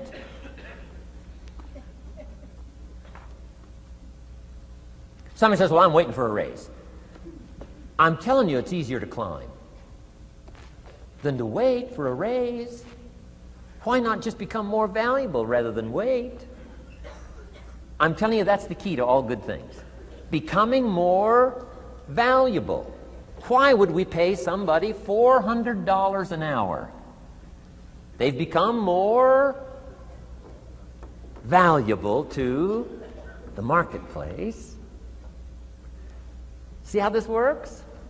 I'm telling you, this stuff is so easy. This is America. This is a ladder. How far is it from 4 to 5? I'm telling you, it's not far. $4 to $5 an hour? If you work for McDonald's, haul out the trash, they'll pay you $5 an hour. If you whistle while you haul out the trash, they'll pay you $5 an hour. I'm telling you. You'll get an extra $1 just for a good attitude. Yay, McDonald's. Wear the hat. It's incredible. $5. And then you just keep becoming more valuable, more valuable, more valuable. I got a telephone call 5 years ago. The company said, we're ready to expand internationally. We need some help. I was sort of semi-retired. Right? Looking for the next exotic beach. They said, no, Mr. Rohn, we got a project for you. Right? We're going to expand internationally. We could use your help. Next little while, we'll add some millions to your fortune, make it worth your while. I said, okay. I thought later, isn't that interesting that they called me? My second thought was, of course they'd call me. Who else would they call? I mean, I can get the job done. Now, how come I got a telephone call worth millions? I had become valuable. Now, I'm a farm boy from Idaho. I was raised in obscurity. 1 year of college, and I thought I was thoroughly educated. Made all kinds of mistakes galore. At age 25, the creditors are calling me saying, hey, you told us the check was in the mail. I got pennies in my pocket. I got nothing in the bank. I'm behind on my promises. How come I get a telephone call 5 years ago and it's worth millions? I changed. I turned my life around. Is it possible to become worth millions? Speaking economically, now there's a lot of values to become, but let's just talk economics. Is it possible to become that valuable? And the answer is, of course, of course. Now let me give you the secret. Shoaff said, here's the secret, Mr. Rohn. Learn to work harder on yourself than you do on your job. Once I got that, it turned my life around. Learn to work harder on yourself than you do on your job.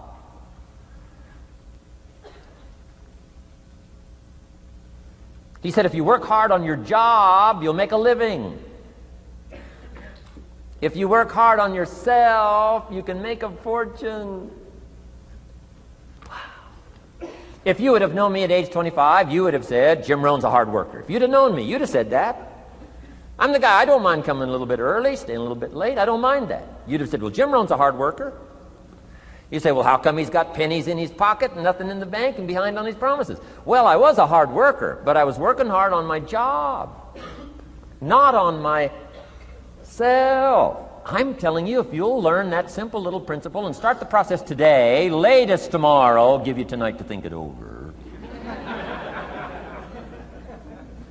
And start this whole process of personal development, work on yourself, make yourself more valuable to the marketplace. I'm telling you, you can so dynamically change your income, and economics is the least of the values that you can start earning in terms of equity if you'll start working harder on yourself than you do on your job. Work hard on yourself and develop the skills. Work hard on yourself and develop the graces. All of the stuff necessary to become more valuable to the marketplace. I'm telling you, your whole life can explode into change. Promotions, no problem. Becoming more valuable to the company, I'm telling you, no problem. Money, no problem. Economics, no problem. Future, no problem. If you just go to work on the right thing. Not get things out there to change. Don't try to change the seed. Don't change the soil. Don't change the sunshine. Don't change the rain. Don't change the mix of seasons. Let the miracle of everything that's available work for you, and start working on the inside. Work on your philosophy. Work on your attitude. Work on your personality. Work on your language. Work on the gift of communication. Work on all of your abilities. And if you'll start making those personal changes, I'm telling you, everything will change for you. Now, let me give you another scenario on personal development. It's called the 4 major lessons in life to learn. Before we get to the 4 major lessons in life to learn, let me give you a key phrase for your notes. Here it is. Life and business is like the seasons. Life and business is like the seasons. Frank Sinatra sings, life is like the seasons. Now, here's one of the key phrases that changed my life. Starting at age 25, you can see this whole scenario. Personal development for me began. I've never been the same since. Here's the next key phrase. You cannot change the seasons, but you can change yourself. You can't change the seasons, but you can change yourself. My best hope, right? When I'm 25 years old, my best hope was to go through the day with my fingers crossed saying, I sure hope things will change. I sure hope things will change. It seemed to be my only way for my life to get better if things would change. Here's what I discovered. It isn't going to change. It isn't going to change. I did a seminar one time for Standard Oil executives and management in Honolulu, now known as Chevron. And we're talking economics one day around the conference table. And one of them said to me, Mr. Rohn, you know some fairly important people around the world. You have a chance to travel internationally. Can you tell us what you think the 80s are going to be like? Now you can tell how far back this goes. He said, what do you think the 80s are going to be like? And I thought for a moment, and I said, gentlemen, I do know the right people. And I do have some experience, I think I can tell you. So they all leaned in a little closer, and I said, gentlemen, based on the people I know and based on the best of my own experience, I think in the 80s it's going to be about like it's always been. Aren't you glad you came today? I mean, that's inside stuff. I don't just spread that around everywhere. It's going to be about like it's always been. It isn't going to change. To hope that it'll change is called whistling in the wind, being so naive, hoping for something that isn't going to occur. I can give you the shortest history lesson that you can imagine in one sentence. What describes human history on the spinning planet the last 6,500 years? Let me describe it for you in one sentence. Here's human history in one sentence. Opportunity mixed with difficulty. That's about as simple as you can put it. And opportunity mixed with difficulty isn't going to change. The man says, well, if it isn't going to change for the future, if it isn't going to change in the 90s, how will my life ever change? Answer, when you change. And if you will change, everything will change for you. Your bank account will change, your income will change, your future will change, the ability to acquire your dreams will change. It'll all change if you will change. And now let's go through the scenario of the seasons. Life and business is like the seasons. Let's cover them. Here's number one, major lesson in life to learn. Learn how to handle the winters. You say, well, Mr. Rohn, a lot of this stuff is fairly obvious. That's true. Just need somebody like me just to come along and remind us. This is what this is called today, a reminding session. I got no new truth for you to discover. This is all old stuff. We just need to hear it again. Somebody get on our case a little bit, right? We all need that. Here's number one lesson, learn how to handle the winters.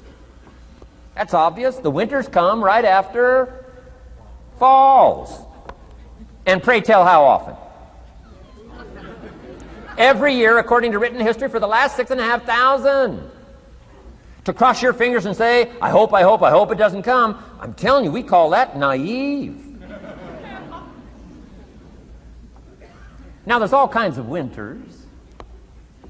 Not just the winter of the season, but there's all kinds of winters. Winter time, the down time, the discouraging time.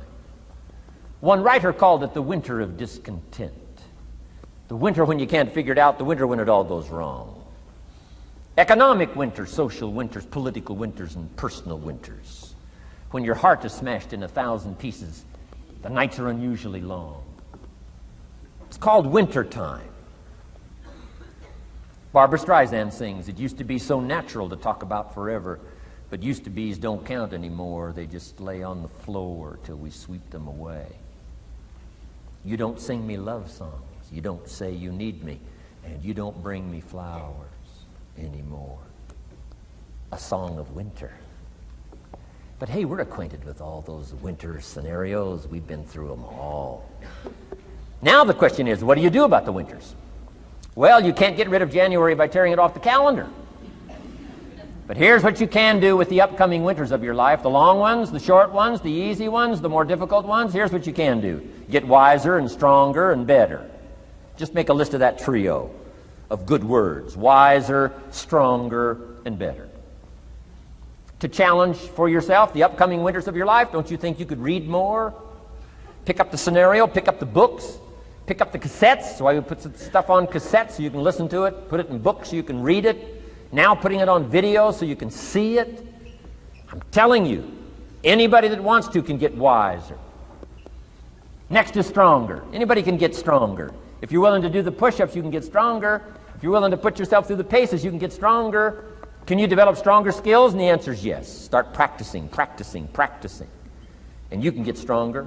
Can you get stronger in handling life situations? Of course. But you got to go to work on yourself. You can't blame out there wishing it was easier. Wish you were stronger. And here's the last one, get better. Anybody can get better. Language, we can all get better. I've been lecturing now for 33 years, and I'm telling you, today versus 33 years ago, I'm better. First time I gave a talk, I stood up, my mind sat back down. I mean, I've been through that whole deal. Opened my mouth, nothing came out for a while. My knees are banging together, the sweat's pouring off my face, I'm shaking like a leaf. It's called terror, in case you haven't tried it. Those first attempts. But I'm telling you, I got through it, and I did it again, and I got through it, and I did it again, and I got through it. And now, of course, I can lecture for a few hours in one day. Anybody can get better, develop the skills, okay? Handle the upcoming winters. Don't wish away the winters. That's called naive. Wish for the skills. Wish for the strength. Wish for the wisdom. Here's the second major lesson in life to learn. Learn how to take advantage of the spring. Uniquely enough, spring follows winter. And pray tell, how often? 6,500 times. I mean, those are good odds. I'd gamble on it one more time. I mean, those are good odds. Every time. You can't beat those odds. Spring is called opportunity. Another day is called opportunity. Days follow nights. How about that? And how often? Every day. But now here's what we must learn to do with opportunity. Underline two strategic words in that sentence. Take advantage. Just because spring comes is no sign you're going to look good in the fall. You've got to take advantage of it. You've got to do something with it. Read every book you can on what to do with your springs, what to do with your opportunities, what to do with your days, what to do with your chances. Don't miss the educational process. Don't miss the process of learning. To understand, opportunity keeps coming, but the key is taking advantage, taking advantage. Everybody in this room's got to learn to do one of two things: plant in the spring or beg in the fall. And it doesn't mean you can't become a sophisticated beggar, but you don't need the reputation. Learn to plant in the spring, take advantage.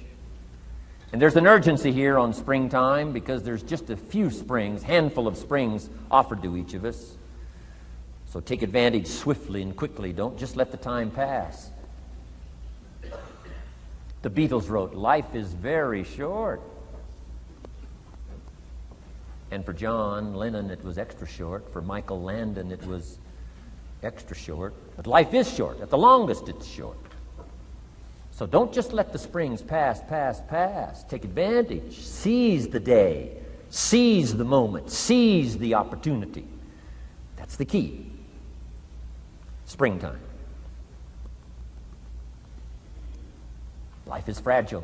Life is brief. Elton John sings, "She lived her life like a candle in the wind." It's fragile. It's brief. Whatever you're going to do, you got to get at it. Don't just let it pass away. Here's major lesson number 3. In the summer, learn how to nourish and protect. We've got 2 challenges in the summer in the personal development part of our life. And that is become capable and powerful enough in the summer and wise enough in the summer to nourish what's good and defend yourself against what's bad. Nourish and defend. The summertime is an interesting time. It holds the possibility of the promise of harvest time, but it also has the possibility of the threat. Sure enough, as soon as you've planted your garden, the busy bugs and the noxious weeds are out to take it. And let me give you another word of advice. They will take it unless you prevent it. Summertime is an interesting time. Best as I can describe summertime, you've got to nourish your values like a mother. Nourish like a mother. Go after the threat to the values you've got like a father. Deal with the weeds. Kill the weeds. Nourish the garden and kill the weeds. That's called summertime. What a challenging time. Give life like a mother. Take life like a father. Summertime. You've got to deal with the negative as well as the positive. Summertime is a unique, complex mix of positive and negative. Opportunity and threat. What a scenario of life itself. Opportunity and threat to the opportunity. And you got to deal with both. You got to think positive and you got to think negative. You got to handle what's ever out to threaten you. You got to learn to threaten it back. Summertime, interesting time. Nourish like a mother. Defend like a father. You got to be like your bloodstream in the summer. Red corpuscles to what? Nourish. White corpuscles to what? Fight. You got to both nourish and fight. You got to nourish and be vigilant. Okay.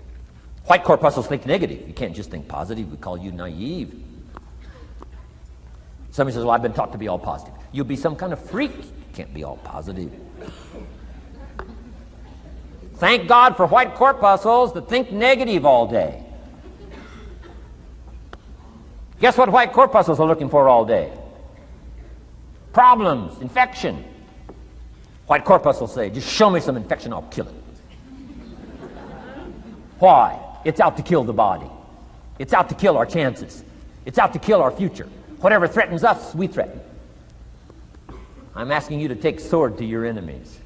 Whatever's out to threaten you, threaten your health, you got to threaten it back. Like white corpuscles. Kill what's evil. Nourish what's good. Love like a mother. Hate like a father. Father says to whatever threatens his family, take 2 or 3 more steps toward this family and threaten my family, you'll cease to exist. I'm father, I kill.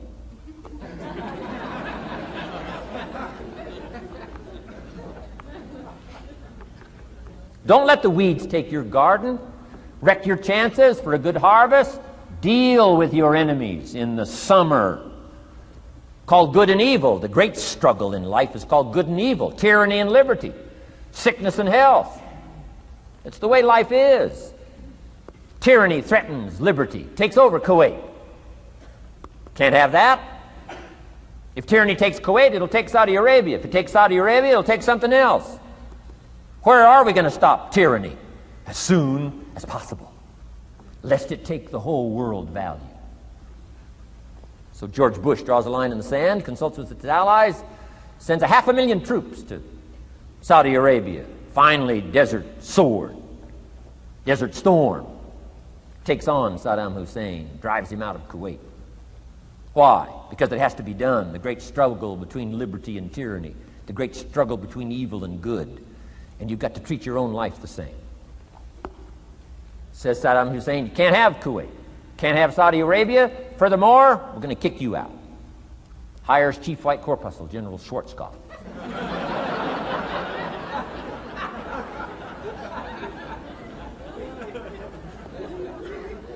Takes care of the matter.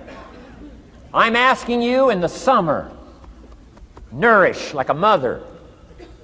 Threaten whatever threatens you like a father. Now you can also turn around the scenario, that's true.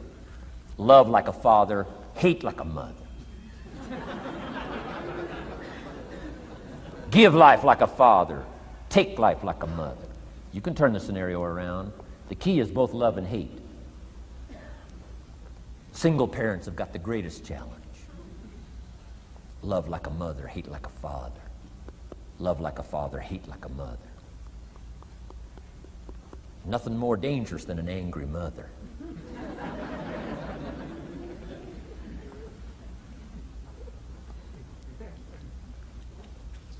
Beware the female species of the animal.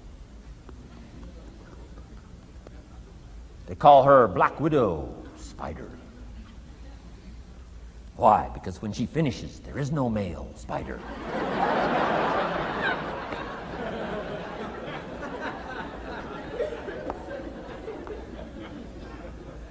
I saw this article. I was flying on an airplane up in Canada. I saw this article in one of the airplane magazines. Showed a picture of this guy with his shirt off, these claw marks down his back, teeth marks in his neck. The guy almost got killed. He was out in the woods, saw a mama bear with her little cub. Said, oh, this looks cute. Had his flash camera, went flash, flash, took a picture. Mama bear treats it unkindly, promptly chases him. Caught him, almost killed him before they got to him. Beware mama bear. So, love like a father, hate like a mother. However you want to treat this scenario. It's very important. It's called summertime. Part of the personal development challenge is to be challenged to learn to nourish all of your values, from a garden to a family relationship, to a love affair, to a marriage, to a business, anything that's valuable to you called equity. You've got to nourish it, you've got to feed it, you've got to take care of it, but you've also got to defend it. It's called the way things are.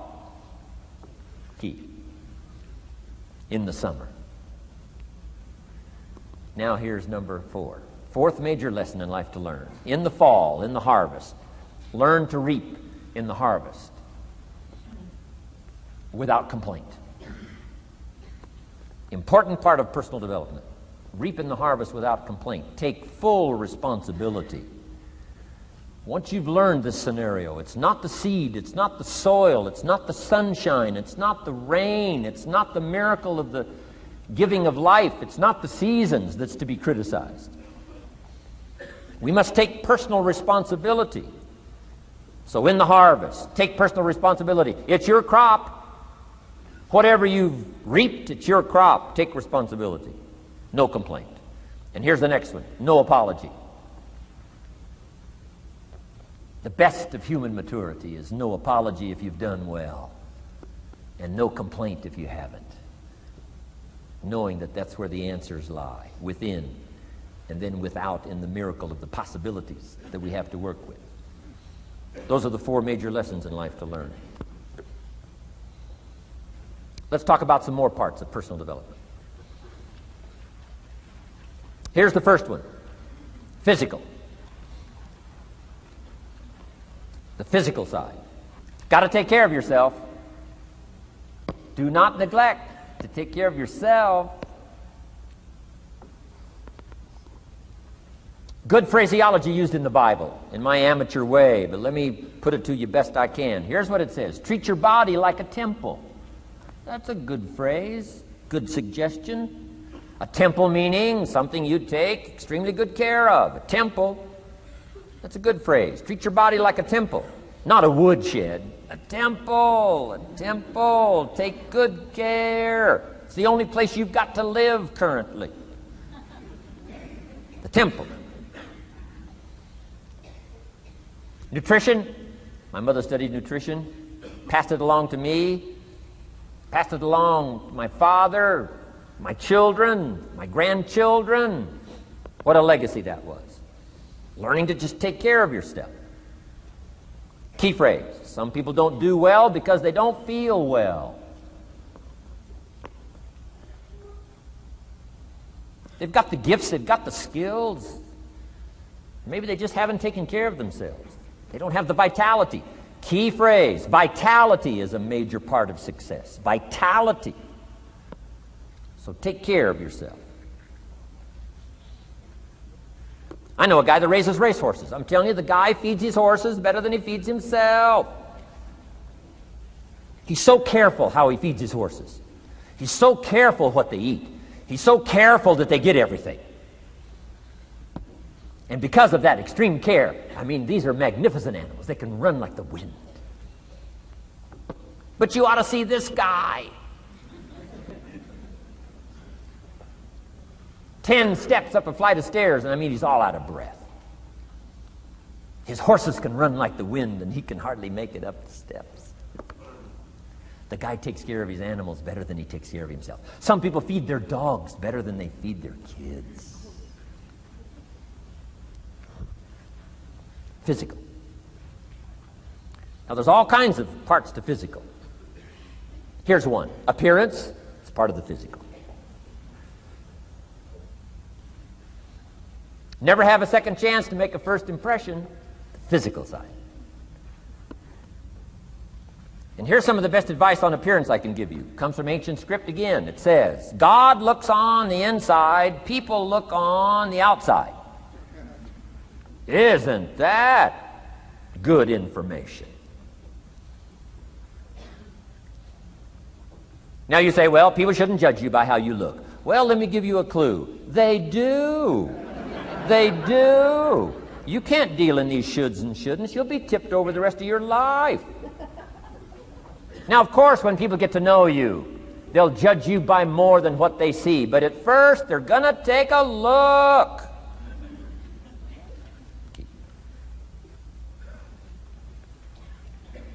So, here's the best advice I can give you. Make sure the outside is a major reflection of what's going on inside. The physical side. A few minutes a day, stay healthy. A little bit of study on nutrition, stay healthy. Key. Now here's the next part of personal development, the spiritual part. Now, I'm an amateur on the spiritual side. I do happen to believe that human beings are more than just an advanced life form, an advanced species of the animal kingdom. I do believe humans are a special creation. That's just my personal belief, and I don't ask you to buy it. But here's what I do ask you to buy. If you do believe in spirituality in any manner, here's my best advice. Study it and practice it. Do not neglect your values. Do not neglect your virtues. If you do believe in spirituality, my advice is study it and practice it. Don't let it go unstudied. Don't let it go unnourished, if you do believe. That's my best advice on the spiritual side. Now here's the third part. The mental side. Part of this personal development challenge is to develop mentally. Learn, study, grow, change. It's what schooling is all about. And the human development takes time, incredible amounts of time. That's why we've taken the time for this seminar. It just takes time. Some things you can't cover in a 20-minute speech. You can't cover in a little 5-minute talk. It takes time. For humans, it seems like more time than any other life form, human beings. The little wildebeest in Africa. Guess how much time it's got as soon as it's born to be able to run with the pack so it doesn't get eaten by the lions? Guess how much time it's got? A few minutes. As soon as the little wildebeest is born, tries to stand up, falls down. Its mother nudges it, gets it to stand back up, falls back down. Finally, on little shaky legs, it tries to nurse. Mother pushes it away. She moves away, so it can't nurse. Why? You can't nurse now. You've got to develop some strength now. The lions. Falls down, gets back up, tries to nurse. Mother pushes it away. No. You've got to get these legs strong. How much time have we got? Not much time. Mama wildebeest says, not much time. Not hours, not days, minutes. Wow. But the human baby, wow. After 16 years, we're not sure. Right? Unbelievable amount of time it takes. So it does take time for personal development. It does take time for spiritual development, physical development. But here's also what takes time, and that's your mental development. Feeding the mind. Nourishing the mind. Some people read so little, they got rickets of the mind. They couldn't give you a good, strong argument as to their own personal beliefs. Here's one of the challenges we've got as parents, and that is to get our kids ready to debate the major life issues of the 90s. They've got to get ready to debate. We've spent this last couple of decades debating communism. Communism taught capital belongs in the hands of the state. We've been teaching, no, capital belongs in the hands of the people. Communism taught people are too dumb and stupid to know what to do with capital. You've got to take capital away from all the dumb, stupid people and give it to the all-knowing, all-wise state.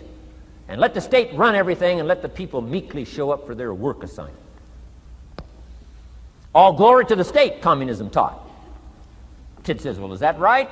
No, all glory to the people. Let the state be the servant of its people, not the people be the servant of the state. I'm telling you, you've got to be able to pick up those ideologies. You've got to be able to pick up the philosophy. And here's the next part. You've got to be able to defend it. If you can't defend your virtues and if you can't defend your values, I'm telling you, even in the 90s, you'll fall prey to philosophies that are not in your best interest. And we've got to help our teenagers, we've got to help our kids especially to be able to debate the major life issues, the political issues and the social issues, and the religious issues and the spiritual issues and the nutritional issues and the economic issues and all of the rest of the issues that are valuable for us to build the kind of equities we want. You got to get yourself ready. And one of the ways you got to get ready is not just physical and not just spiritual. You got to get ready mentally. And this is where Shoaff went to work on me, to be ready mentally, to develop the philosophy and also be able to defend your virtues and your values. Let's go through it. You need a good library. Shoaff got me started on my library. Here's one of the books he recommended. Think and Grow Rich by Napoleon Hill. Think and Grow Rich. Shoaff said to me, doesn't that book and title intrigue you? Think and Grow Rich. Don't you have to read that book? Think and Grow Rich. I said, yes, sir. By Napoleon Hill. I went and found that book in a used bookstore. That's where I had to start. In a used bookstore. I paid less than 50 cents for it. I've still got it. It's one of the rare hardback covers. Think and Grow Rich by Napoleon Hill. Wow, Shoaff was right. Get a library started. It'll change your life. Any home over $200,000 has got a library. Why do you suppose that is? Wouldn't that make you curious? How come every home over $200,000 has got a library? Does that tell you something? Does that educate you at all? You say, well, I can't afford a $200,000 home. It doesn't matter what size home. Take your present apartment, clean out a closet, call it your library, and start acting intelligent. And start this process like I did. Start developing a library. Here's what your library needs to show, that you're a serious student of health and life, spirituality, culture, uniqueness, sophistication, economics, prosperity, productivity, sales, management, skills, values of all kinds. Let your library show you're a serious student. Don't be casual in learning. Don't be lazy in learning. Okay. Information is the key. Okay. Learning is the beginning of wealth. Learning is the beginning of health. Learning is the beginning of prosperity. Learning is the beginning of democracy, the beginning of freedom. All values, all virtues start with the learning process. So don't be lazy in learning. Don't be lazy in gathering the library that'll teach you and instruct you. And I got that book, Think and Grow Rich. Some of the ideas in that book inspired me no end, helped me to change my life. Now, it's got some weird stuff in it. You know, it's got some weird stuff. Napoleon was weird, so you gotta separate out a little of this weird stuff. But you can do that. You can separate out the weird stuff, okay? Unless you're weird, just do the weird stuff. Anyway, remember, don't be a follower, be a student. That's the key to all books. Don't be a follower, be a student. Okay. Another book he recommended. Help Me Become Financially Independent. We're going to cover that before we finish this afternoon. The book was entitled The Richest Man in Babylon. The Richest Man in Babylon by George Clason, C-L-A-S-O-N. This little book, The Richest Man in Babylon, I use it as a textbook teaching teenagers how to be rich by 40, living in America. 35 if you're extra bright. Much sooner if you find a unique opportunity. I got rich by the time I was 31, didn't wait till 35. If you find a unique opportunity. So we'll get into that after we come back from our next break. Richest Man in Babylon. Get your library started. Here are some key sections to put in your library called mental food. In fact, we call it food for thought. It's so important to nourish the mind, not just the body, but nourish the mind. Key phrase. Now it needs to be well balanced. You can't live on mental candy. Somebody says, well, I just read this positive stuff. That's too second grade. You've got to get out of second grade. You can't just be inspired. You've got to be taught. You can't just be inspired. You've got to be educated. Key. Here's a good book. It's called How to Read a Book. Good title. How to Read a Book by Mortimer Adler. In this book, How to Read a Book, Mortimer, you know, is the chief editor of the new Encyclopedia Britannica. A good set of books, right, to have in your library. The Encyclopedia Britannica, chief editor, Mortimer Adler. He's in his 80s. He's still active, still writing books. I've got several of his books. The 6 Great Ideas, a lot of books. Mortimer Adler. But he wrote this book, How to Read a Book. Now, in this book, How to Read a Book, not only does he give you some good suggestions on how to get the most out of a book. It's one thing to read it, it's another thing to get the best out of it. He'll give you some techniques on how to get the best out of a book. It's very good. But here's what's also in his book, How to Read a Book, a list of what he calls the best writings ever written. The best writings ever written. I've used it as a centerpiece for my library. So I'm just asking you, take a look.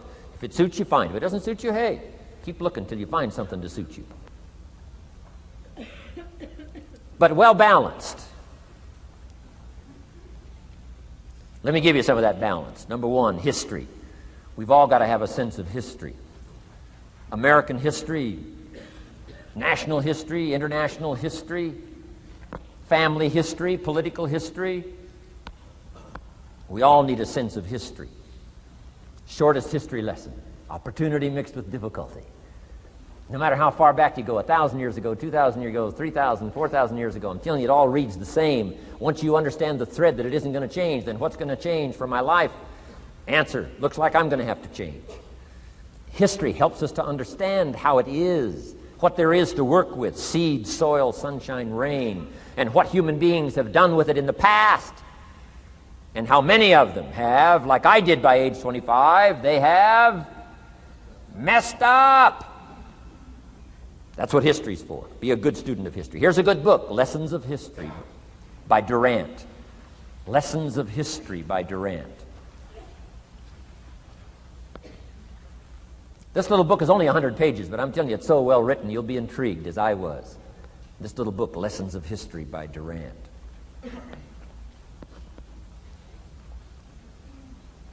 Next is philosophy. Durant also wrote a good book on philosophy. The Story of Philosophy. It's got a good rundown of the key philosophers of the last several hundred years, what they taught and some of the lives they lived. You might find it a little difficult, but hey, you can't just read the easy stuff. Key phrase to add here in parentheses, don't just read the easy stuff. You won't grow. You won't change. You won't develop. Tackle the more difficult stuff.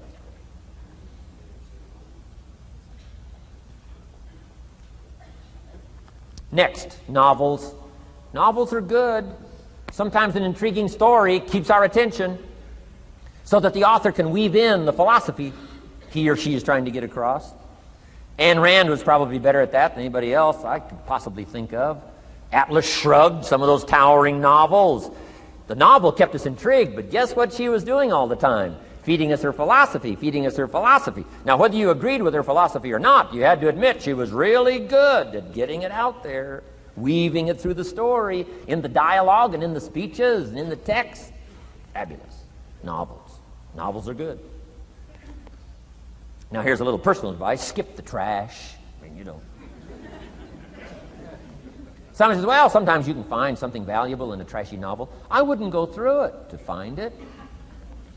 You can find a crust of bread in a garbage can, but I wouldn't go through it. Number one, you don't need the reputation. So, not enough time to read the brilliant stuff, the good stuff. Skip the trash, really. My personal advice on personal development, becoming more valuable than you are. Key. Next is biographies and autobiographies, the stories of successful people, unsuccessful people. There's some dramatic stuff, right? Over the last 100 years, it's been written, biographies and autobiographies. Here's one of the best, the Bible. The Bible is a unique book because it's got a list of human stories on one side of the ledger, another list of human stories on the other side of the ledger. One's called examples, and the other's called warnings. And here's what we've got to have on biographies and autobiographies, both warnings and examples. In the Bible, the examples. The Bible says, look at these people's lives, follow them. Follow their philosophy, follow their advice. Then we got the warnings. Right? Don't do what these people did. They messed up their life and threw their life away. Vitally important, both sides of the scenario. Now, if your life story ever gets in one of those books, make sure they use it as an example, not a warning.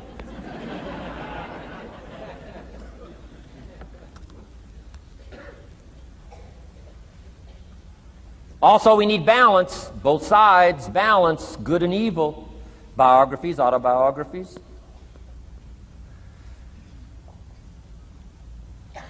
You need a book on Gandhi. You need a book on Hitler. One to illustrate how high a human being can go, and the other one to illustrate what? How low and despicable a human being can become. We need both sides of the scenario. Next, accounting. Got to have a little, at least primary view of accounting. Kids have got to start learning the difference between a debit and a credit.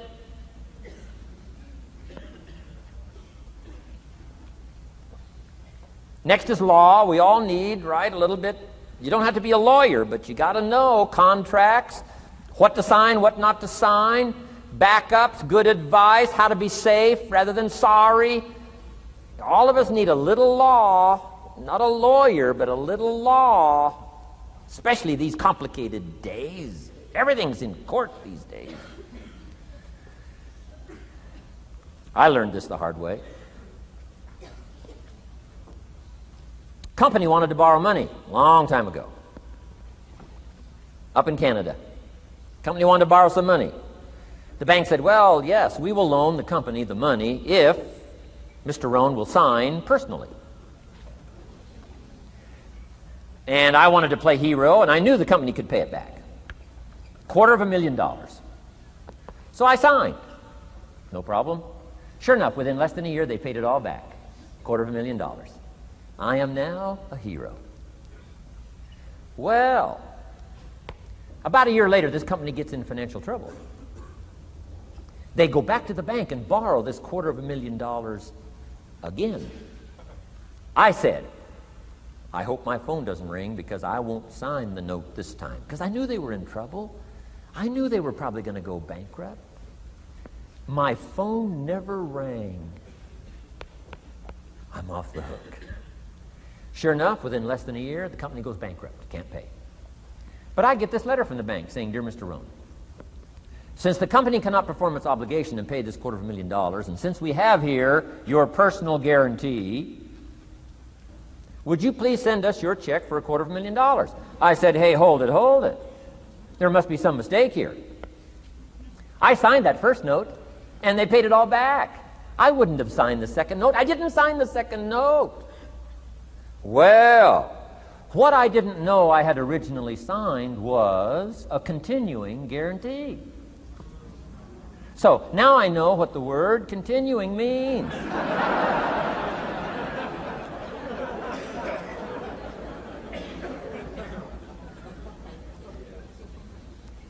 I'm asking you to study a little law, know what to sign, know how to defend yourself, right? Say, hey, we'll get back. Don't sign too quickly. I mean, there's all kinds of things here. Be a student. Don't be lazy in learning. How to defend as well as nourish. How to grow as well as take care of your enemies. You got to learn. Let your library indicate that you're a serious student about personal relationships with your family, gifts and skills, economics, and all the rest. Here's the next one. Economics. We're going to study that when we come back from our break. Economics. We're going to cover, especially for the kids today, how to become financially independent. We're going to let the adults listen. I've been teaching kids for the last 18, 19 years how to be rich by 40, 35 if you're extra bright. Most kids think they're extra bright. They go for 35. Or much sooner if you find a unique opportunity. We're going to get into that. Be a student of economics. Next, culture, sophistication. Don't leave that out of your life culture, sophistication. Culture is part of the fabric of the nation. Culture is what makes us different than dogs and animals. Culture is what makes us different from the barbarians. Culture, sophistication. Be a student of the dance and the art and the music and all the rest of those extraordinary human values that are possible for us all to participate in as well as to enjoy. Be a student of culture. And the last one is spirituality.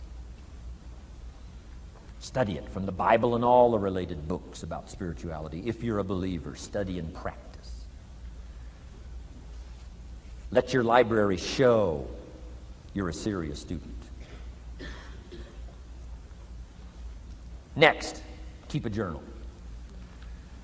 Shoaff said, Mr. Rohn, not only be a student, but the good ideas that you develop from the books. Keep a separate journal. Write all this stuff down. Here's what he said. Don't trust your memory. If you're serious about becoming wealthy and powerful and sophisticated and healthy, influential, cultured, unique, keep a journal. Don't trust your memory. If you listen to something valuable, write it down. If you come across something important, write it down. Write it down. Now, I used to take notes on pieces of paper and torn off corners and backs of old envelopes and restaurant placemats and long sheets and narrow sheets and little sheets and pieces thrown in a drawer. Found out, best way, keep a journal. I've been keeping these journals now since age 25. It makes up a valuable part of my own learning, and it's a valuable part of my library. My own journals now form a good portion of my own library. The stuff. I'm trying to get kids to do like I do, be a buyer of empty books. Kids find it interesting I buy an empty book. Especially at my status in life. What did I pay for this one? $26. Kids say, $26 for an empty book? Why would you do that? Well, the reason I paid $26 is to press me, to see if I can't find something worth $26 to put in here. And I'm telling you, all my journals are private. But if you got a hold of one of my journals, you wouldn't have to look very far until you would say, this is worth more than $26. I must admit, if you got a glimpse of Mr. Rohn's journals, you'd have to say he is a serious student. Not just committed to his craft, but committed to life, committed to skills, committed to learning, to see what I can do with seed and soil and sunshine and rain and miracle and possibilities and turn it into equities of life and treasure, family relationships, enterprise, sales, management, gifts galore, everything you want, all available, especially in America. I'm asking you, keep a journal. I call it one of the three treasures to leave behind. Let me give you that. One of the three treasures to leave behind. Number one is your pictures. Take a lot of pictures. Did you ever look back, right? 2 or 3 generations, just a handful of photographs way back there. Wouldn't it be something if there was album after album, thousands of pictures to help tell the story?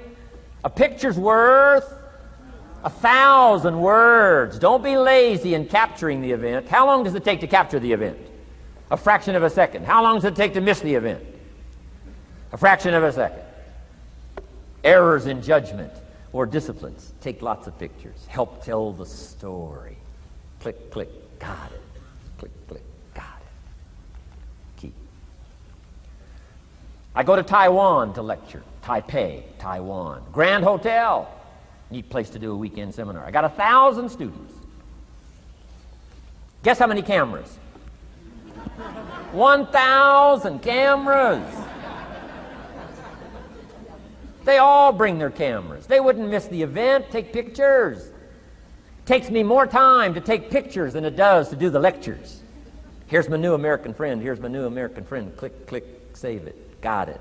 1,000 words, each one. What a scenario. Don't miss the pictures. When you're gone, one of the things to leave behind, the treasure in picture as well as in words. Keep. Next, your library. The library that you gathered, that taught you, that instructed you, that helped you to defend your ideals, that helped you to develop a philosophy, that helped you to become wealthy and powerful and healthy and sophisticated and unique. The library that helped you conquer some disease. The library that helped you to conquer poverty. The library that caused you to walk away from the ghetto. The library, the books that instructed you, fed your mind and fed your soul. Leave your library behind. One of the greatest gifts you can leave behind is your library. Stepping stones out of the darkness into the light. Your library. So leave your books behind. Your books will be more valuable than your couch. Your books, your books, your books. And third is your journals. The ideas that you picked up. The notes you took at seminars like this. Wherever you found an occasion to gather something valuable and put it in here so you could go back over it and go back over it. Repetition is the mother of skill. Read it one more time. Learn it one more time. See if you can digest it one more time. Let it coach you one more time. Let it teach you one more time. Let it inspire you one more time. Words are inspirational. The lyrics of a song. And not just read it once. That's why we put our stuff on cassettes so you can go through it again and again and again. If you hear a beautiful song that does something to you, you don't say, well, that's enough. Don't need to hear that again. No. Wouldn't you want to hear it again, hear it again, hear it again? Let it instruct you. Let it feed you. Let it teach you. Take you on wings of emotional journeys. Wouldn't you want to do that again? The answer is yes. That's what's so important. And here's what's important. One of the things to leave behind, that's your journals. All the stuff you took the meticulous time to gather. One of the greatest proofs that you're a serious student. Taking pictures, that's pretty easy. Buying a book at a bookstore, that's pretty easy. Here's one that's a little more challenging. Be student enough of your own life and your own future and your own destiny. Be student enough to take the time to keep the notes and keep the journal. You'll be so glad you did. What a treasure to leave behind when you go. Your journals. Wow. I wouldn't be without mine now. I'm in Carmel, California, one of my favorite places. It's where I wrote my first book called Seasons of Life. I went to this little church one Sunday morning. First time I'd been there. A little small church, I don't know, 150 people. Classic sermon that morning.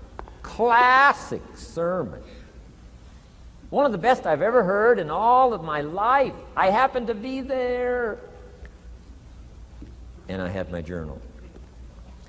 While this sermon is going on, I can't believe it was so precise, it was so unique, it was so powerful. And I've got my journal, and I'm taking notes.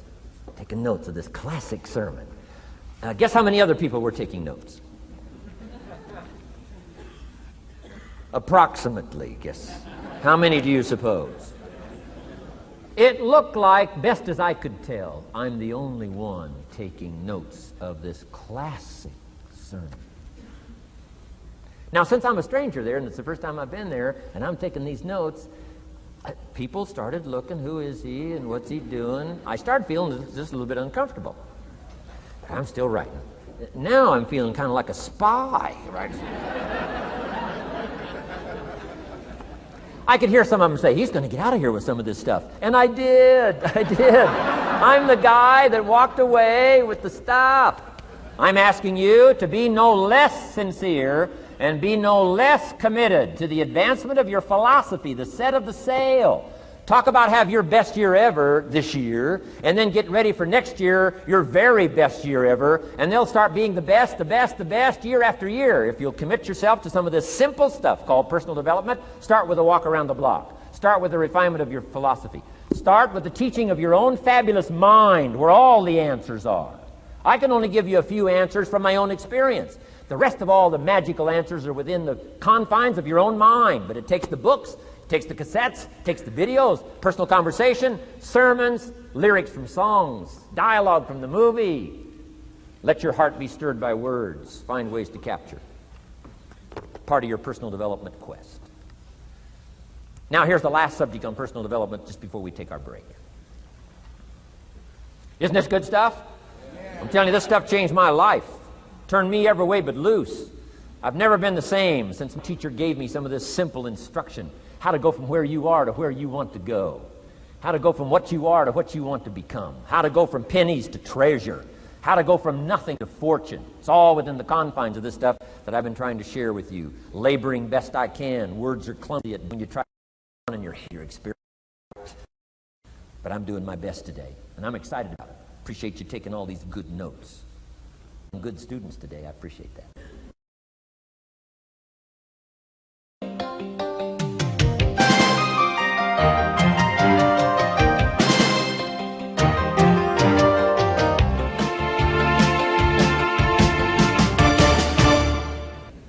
Develop these 5 abilities as part of your personal development quest. I call them the 5 abilities. Here's the first one. Develop the ability to absorb. The ability to soak it up like you're doing today. Be like a sponge. Don't miss anything. And not just the words. It's true, don't miss the words, but don't miss the atmosphere. Don't miss the color. Don't miss the scenario. Don't miss what's going on. Most people are just trying to get through the day. Here's what I want you to be committed to do. Learn to get from the day. Don't just get through it, get from it. Learn from it. Let the day teach you. Join the University of Life. What a difference that'll make in your future. Commit yourself to learning. Commit yourself to absorbing. Be like a sponge. Get it. Don't miss it. I've got a personal friend of mine who's so gifted in this area. I think he has soaked up and remembers everything that's ever happened to him. He can tell you as a teenager where he was and what he did and what he said and what she said and how they felt and the color of the sky and what was going on that day. And the reason is because he gets it. He gets it. He gets it. I'm telling you, it's more exciting to have him go to Acapulco, come back and tell you about it, than it is to go yourself. He's unbelievable. He's got this extraordinary gift. And why is it? When he's there, he doesn't miss anything. Here's a good phrase for you to jot down. Wherever you are, be there. Be there to absorb it up. Be there to soak it up. Take a picture if you can. But take pictures of your mind. Let your soul and heart take pictures. Get it. Capture it. Absorb it. That's such an important ability to develop. The ability to get it. Don't miss it. Don't be casual in getting it. Key phrase. Casualness leads to casualties.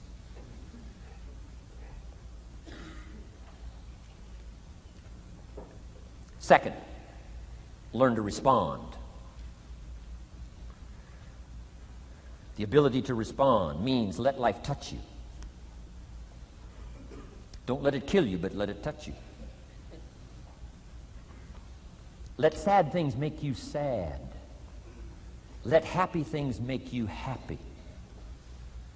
I'm telling you, give in to the emotion. Let the emotion strike you, not just the words, not just the image. Let the feeling strike you. Let the emotion strike you. Here's what's important. Our emotions need to be as educated as our intellect. Our emotions need to be educated as well as our intellect. It's important to know how to feel. It's important to know how to respond. It's important to let life in. Let it touch you.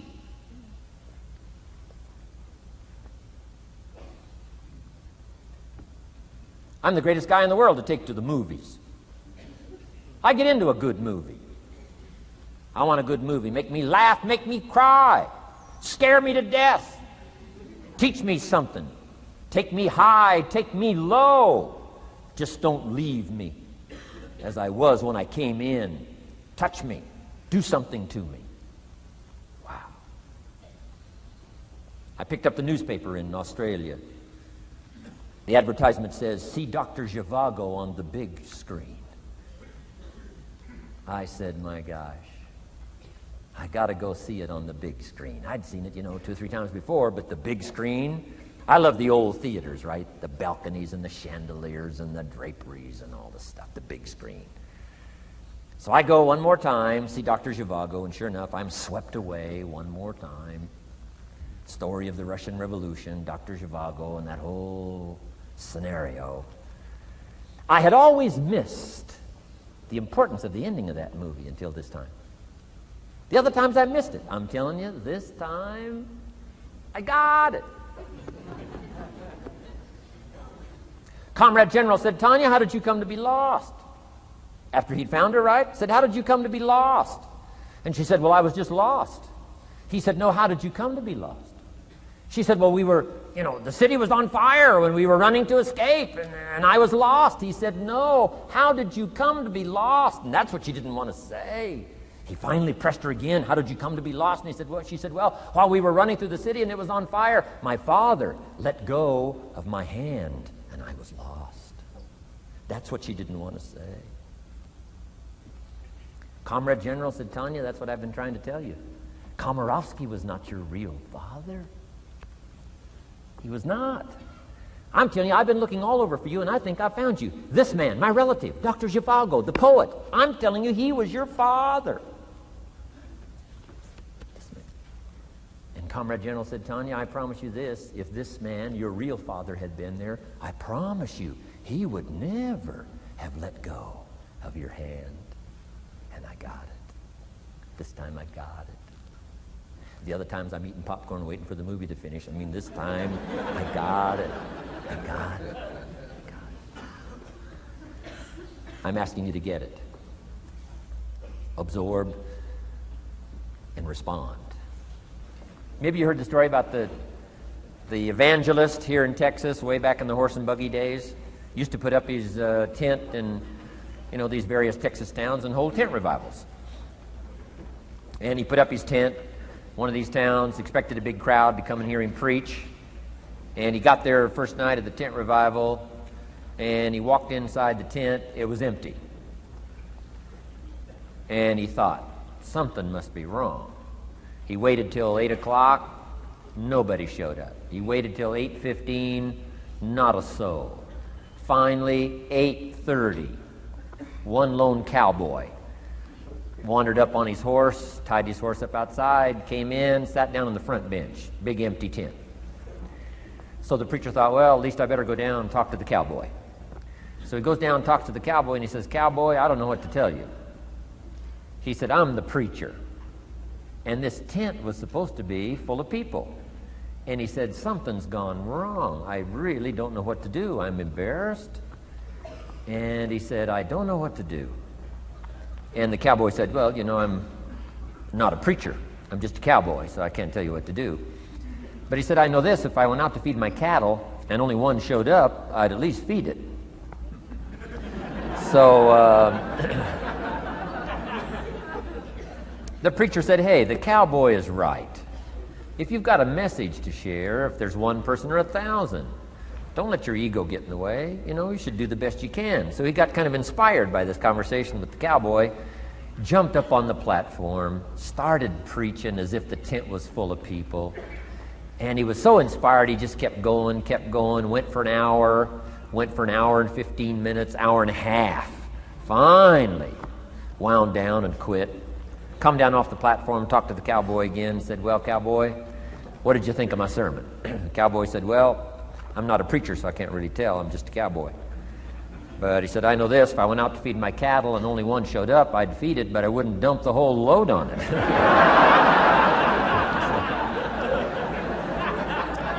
So, if it seems like we're dumping the whole load here today, I guess we really are. But you guys are working hard. Does anybody have 4 pages of notes? Oh, wonderful, wonderful. My job, I'm getting it done. Wonderful. We should give a prize one of these days for the most notes. Fantastic. I congratulate you. You're working as hard as I am. I appreciate that. Okay, we got some more work to do, so let's go to work. Everybody's okay? Say, I'm okay. All right. I'd love to take you with me as my traveling audience. Wow. We've covered the first 2 abilities in the personal development quest. One is the ability to absorb, don't miss anything, pay attention. Good watchword for the 90s, pay attention. Things are moving so fast these days, you got to pay attention, pick it up, soak up the colors, soak up the sounds, soak up what's going on. Second, respond, let life touch you. Let the emotions affect you as well as the sights. Now here's the third ability. Develop the ability to reflect. Reflect means go back over. Study it again. Go back over these notes that you're taking today. Go back through the cassettes one more time. Read the text one more time. But there's more to it than that. Go back over your day. I call it run the tapes again, so that the day locks in firmly. Here's some good times to reflect. One, at the end of the day. Take a few minutes at the end of the day. Go back over the day. Who'd you see and what'd they say and what happened? How'd you feel? What went on? So that you capture that day. A day is a piece of the mosaic of your life. Number one, don't treat it casual. Number two, get from the day. And then number three, go back over the day so that it locks in that experience, the knowledge, the sights, the sounds, the panorama, the color motion picture of the day. Just lock it in so that it will serve you for the future, having that day, not missing it. Next, take a few hours at the end of the week, called time to reflect. Go back over your day timer, go back over your calendar, go back over your appointment book. Where did you go and who did you see and how did it feel and what went on? Capture that week. A week is a pretty good chunk of time. Next, take half a day at the end of the month, called time to reflect. And do the same thing again. Go back over what you read, go back over what you heard, go back over what you saw. Go back over the feelings to capture it so that it serves you. Next, take a weekend at the end of the year to establish this year now firmly in your consciousness, firmly in your experience bank, so that you've got it, so that it never disappears. Good ability to acquire, the ability to reflect. Go back over. Remember. Remember. Remember. It's so valuable to be able to remember the thought, remember the idea, remember the experience, remember the occasion, remember the day, remember the weather, remember the emotion, remember the complexity, remember the highs, remember the lows. So valuable at the end of the day. Lock that day in. Lock the month in. Lock the week in. Lock the year in. Old Testament says a unique scenario unfolded according to the law, and that was they worked 9 years, and the 10th year was a sabbatical. The 10th year, work 9, take the 10th year, and not just to relax, not just to replenish, not maybe just to get physically in shape. Change of pace, we call it in the modern society, but not just for that. I'm sure that in ancient days, that sabbatical was to go over the last 9 years, what went right and what went wrong, and what worked well and what didn't work well. And how did you grow, and how did you learn, and how did you change, and what have you got now after 9 years that you didn't have at the beginning of the 9 years? See, that's so valuable, a sabbatical, some time. There's also something to be said for solitude when you reflect. Sometimes you can reflect with somebody. Husband and wife reflect on the past year, right? Parents reflect with their children on the past year. How did we do it, and how didn't we do it, and how could we improve? Colleagues can reflect with each other. But now here's one of the most important. You've got to learn to reflect with yourself. There's something to be said for solitude. There's something to be said for taking those occasions to shut out the world and shut out everything else for a while. I've got a motorhome. That's how I do it. With my motorcycle on the back. And I head for the mountains and ride the Jeep trails, where there's very few human beings on the Jeep trails, or out in the desert somewhere. It's called my time to get away. When you live a very public life, you treasure solitude. A chance to reflect, go back over my life, go back over my skills, go back over my experiences. Alone. There are some things you need to do alone. Ponder, think, wonder, read, study, absorb, Soak in. See if you can't become better this year than you were last year, better the next 9 than you were the first 9. Solitude. There's even a more modern advice that says, go to the closet for time of meditation, time of prayer. Go to the closet. Closet meaning what? Away. And there's even a graphic description of the away. It said, enter into your closet and what? Got some students here, I'm sure. What? Close the door. For what? Just to shut out everything. Life is experience, and touching and seeing and looking and doing and acting and disciplines and all the stuff. But sometimes, this is where this reflecting is so important, to shut the door. To shut the door and wonder. Prayer, contemplation, thinking, and let things move in to your consciousness and awareness that no other way can it be done. Right? Flying down the freeway, I'm telling you, it's difficult to get through. So many things to do, it's difficult to get through. But times of solitude, times to reflect. So this is so valuable, learn to reflect. Now here's why it's important to reflect. To make the past more valuable to serve you for the future. Here's what's really powerful, learning to gather up the past and invest it in the future. Gather up today and invest it in tomorrow. Gather up this week and invest it in the next week. Gather up this year and invest it in the next year. See, that's so powerful, rather than just hanging on one more year, hanging in there, seeing what's going to happen. Learn, study. This is part of the personal development quest, becoming better than you are, more valuable than you are, not just in terms of economics, in terms of motherhood, in terms of fatherhood, in terms of being a better brother, a better colleague, making a better contribution to the family, to society, to the community, to the church, to the office, to the commitment, to the partnership. Doesn't matter what it is that has value.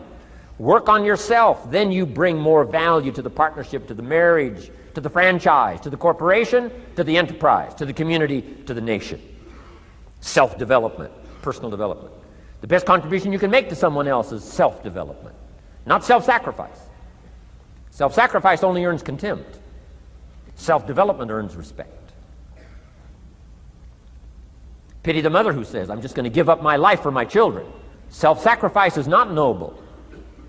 Self-investment is noble from self-development. If I work on myself and become more valuable, think of what that'll do for our friendship. I used to use the old expression, you take care of me and I'll take care of you. I found out how shallow and short-ended that was. And I changed it to read like this, I'll take care of me for you, if you will please take care of you for me. And this is part of it, the personal development, that we work harder on ourselves than we do on our job. Now we bring that to the friendship. Now we bring that to the marriage. Now we bring that to the family relationship as a father, as a mother. And we develop the strength and we develop the power. That's key. And it takes, I think, this scenario of disciplines, these abilities, to acquire those gifts and those skills, that value, so that we bring more. Now, we bring more to the next week. We bring more to the next month. We bring more to the next year. If you follow this absorb, respond, and reflect.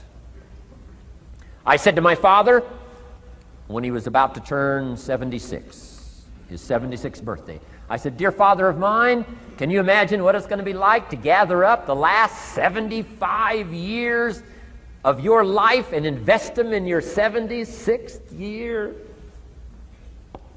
What a difference of philosophy, rather than just hanging on one more year. Gather up 75 and invest them in the next one. Gather up the last 6 years and invest it in the next year. See, that's so powerful in communication, which we're going to study soon. So powerful. So consider this. 1, the ability to absorb. 2, the ability to respond. 3, the ability to reflect. Here's number 4, develop the ability to act. Take action.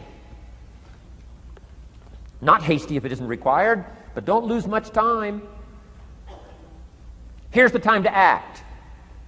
When the idea is hot and the emotion is strong. That's the time to act. You say, Mr. Rohn, I'd like to have a library like yours. See, if you feel strong about that, what you got to do is get the first book and then get the second book. before the feeling passes and before the idea gets dim. Action pronto, action immediate, action as soon as possible. Because if you don't, here's what happens. We call it the law of diminishing intent. We intend to when the idea strikes us. We intend to when the emotion is high. But now if you don't translate that into action fairly soon, now the intent starts to diminish. And a month from now it's cold. A year from now, can't be found. So act. Set up a discipline when the emotions are high and the idea is strong and clear and powerful. That's the time to set up the discipline. Somebody talks about good health and you're stirred. Says, right, I need to get a book on nutrition. Get the book before the idea passes and before the emotion gets cold. Go for the book. Start the library. Start the process. Fall on the floor. Do some push-ups. Action. Got to take action. Otherwise, the wisdom is wasted. Otherwise, the emotion soon passes. Unless you put it into a disciplined activity. Capture it. Disciplines is called how to capture the emotion and how to capture the wisdom and translate it into equity. Disciplines. Now, here's what's important about disciplines. All disciplines affect each other. In fact, here's a good philosophical phrase. Everything affects everything else. Nothing stands alone. Don't be naive in saying, well, this doesn't matter. I'm telling you, everything matters. There are some things that matter more than others, but there isn't anything that doesn't matter. Okay. We all pity the man who says, well, this is the only place I let down. Not true. Key to take home. Every letdown affects the rest of your performance. Every letdown affects the rest. This is part of the educational process on personal development. If you don't take the walk around the block, you probably won't do the apple a day.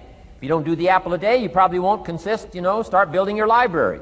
If you don't build your library, you probably won't keep a journal, and you won't take pictures, and then you won't do this, you won't do wise things with your money, won't do wise things with your time, won't do wise things with your possibilities and relationships, and the first thing you know, 6 years of that accumulated, and we say you have messed up.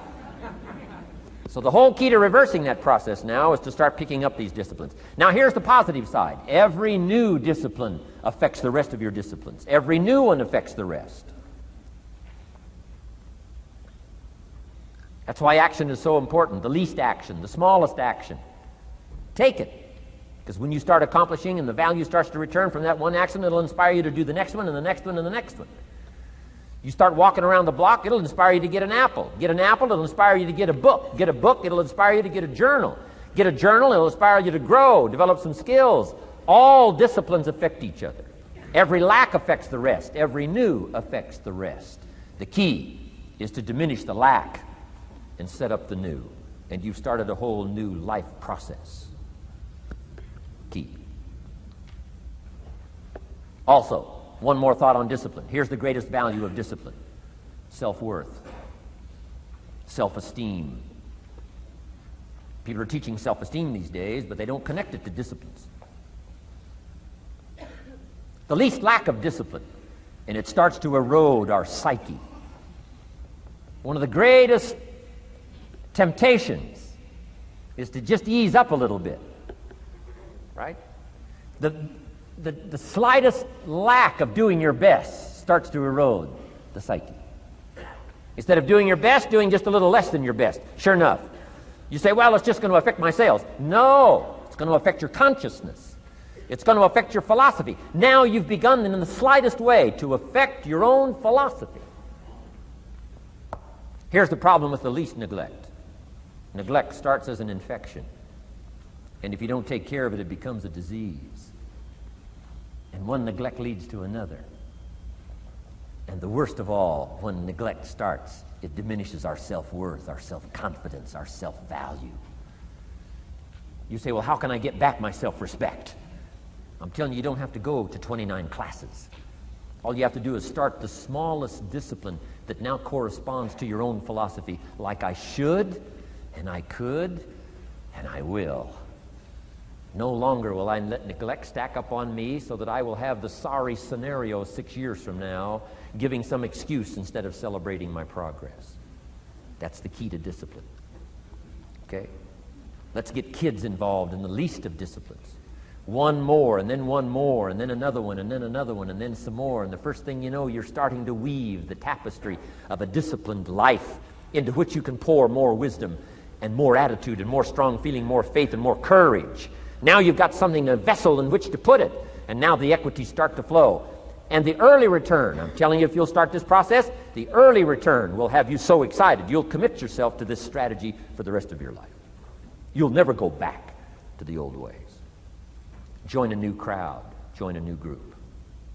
The disciplines to do it. Take action. I recommended the last time I was here the little book, Richest Man in Babylon, and I said I've lectured now to over 3 million people in the last 33 years, and I've recommended this little book to almost all of them, I think. Guess how many have actually gone and got this little book? Answer, very few.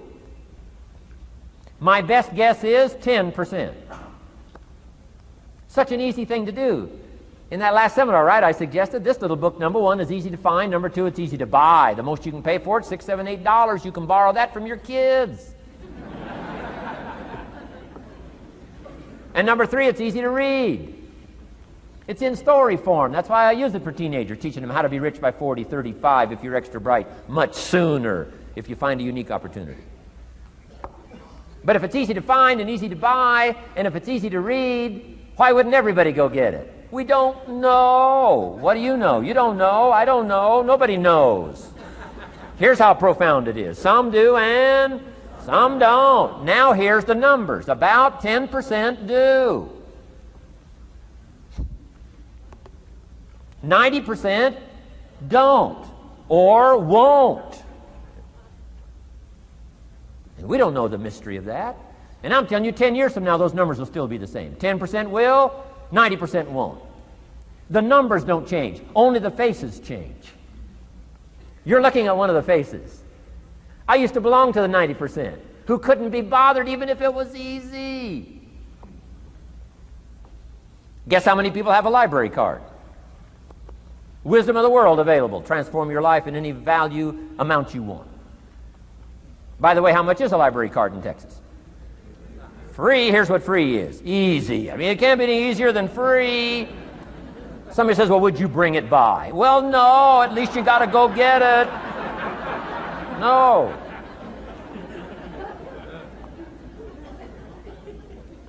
Wisdom of the world available. Transform your life spiritually, socially, personally, economically, and every other way. Teach you how to be rich and powerful and sophisticated and healthy, influential. How many people have a library card? Answer, 3%. 95, 97% couldn't be bothered. Guy specializes in happy hour, but he doesn't have a card.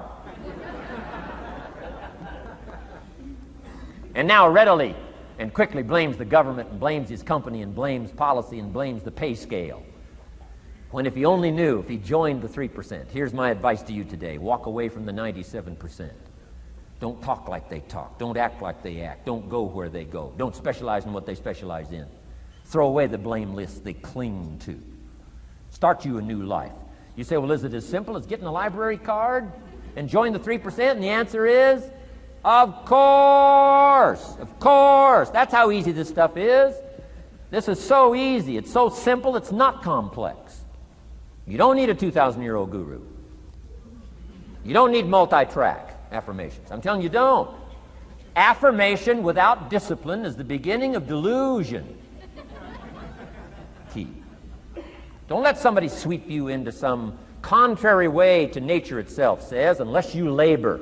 The miracle of the seed and the soil and the seasons and God and all the other stuff that's available, sunshine and rain, that's not available to you by affirmation. It is only available to you by labor. So labor well. Okay. Learn well. Discipline yourself well. And you can have all the treasures you want. This stuff's easy and simple. It's not ocean waves and seagulls. You don't have to move to Sedona where all the force fields come together in Arizona.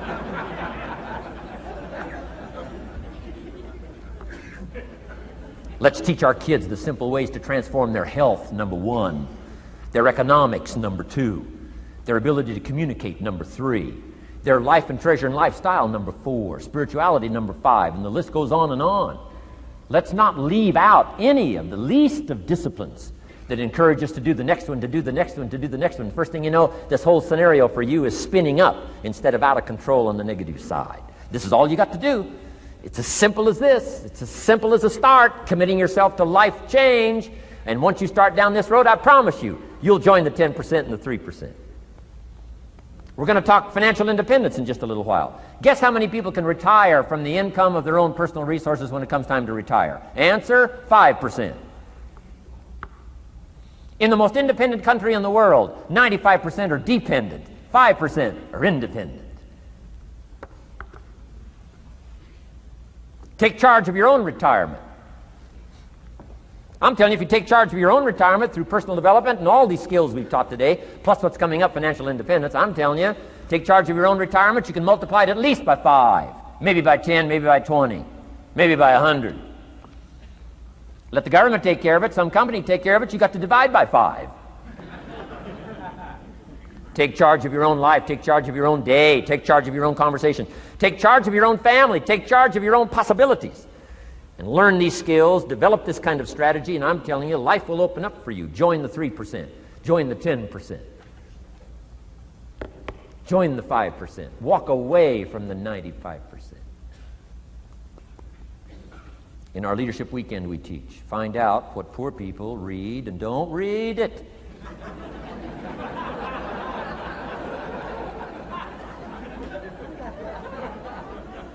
I'm telling you, don't talk like they talk.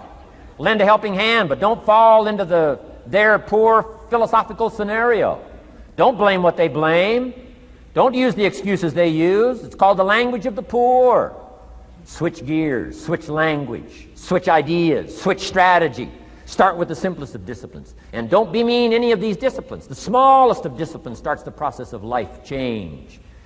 And if you'll invest in this thing called discipline, you can have whatever you wish. It's called the beginning of a miracle. Now here's the last clue on discipline. Do the best you can. We covered earlier, but here's a good scenario for the do the best you can. I've got a good question for you. Is the best you can do all you can do? And the answer is no. Strangely enough. If we all fell on the floor right now and did as many push-ups as we possibly could, and let's say for some reason you haven't been into push-ups lately, I can't imagine why, but let's say the best you can do is 5. And you look up at the rest of us and say, hey, 5 is the best I can do. We can tell by the look on your face that's probably true. 5 is the best you can do. Now, is 5 all you can do? The answer is no. If you rest a little, you can do 5 more.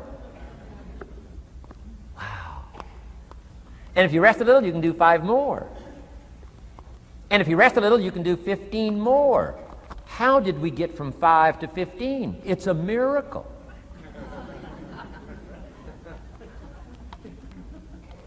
And if you rest a little, you can do 15. Rest a little, you can do 15. Rest a little, you can do 20. How did you get from 5 to 20? It's a miracle. Did you know you can keep doing that? Do a little more, rest a little, do a little more, rest a little, and finally get up to 50 push-ups? Is it possible to get up to 50 push-ups?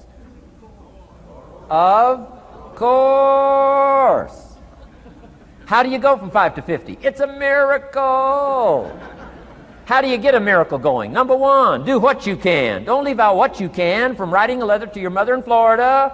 Start cleaning it all up. 2, doing the push-ups. Go from 5 to 50. It's a miracle. Number 1, do what you can. Number 2, do the best you can. Here's number 3, rest very little.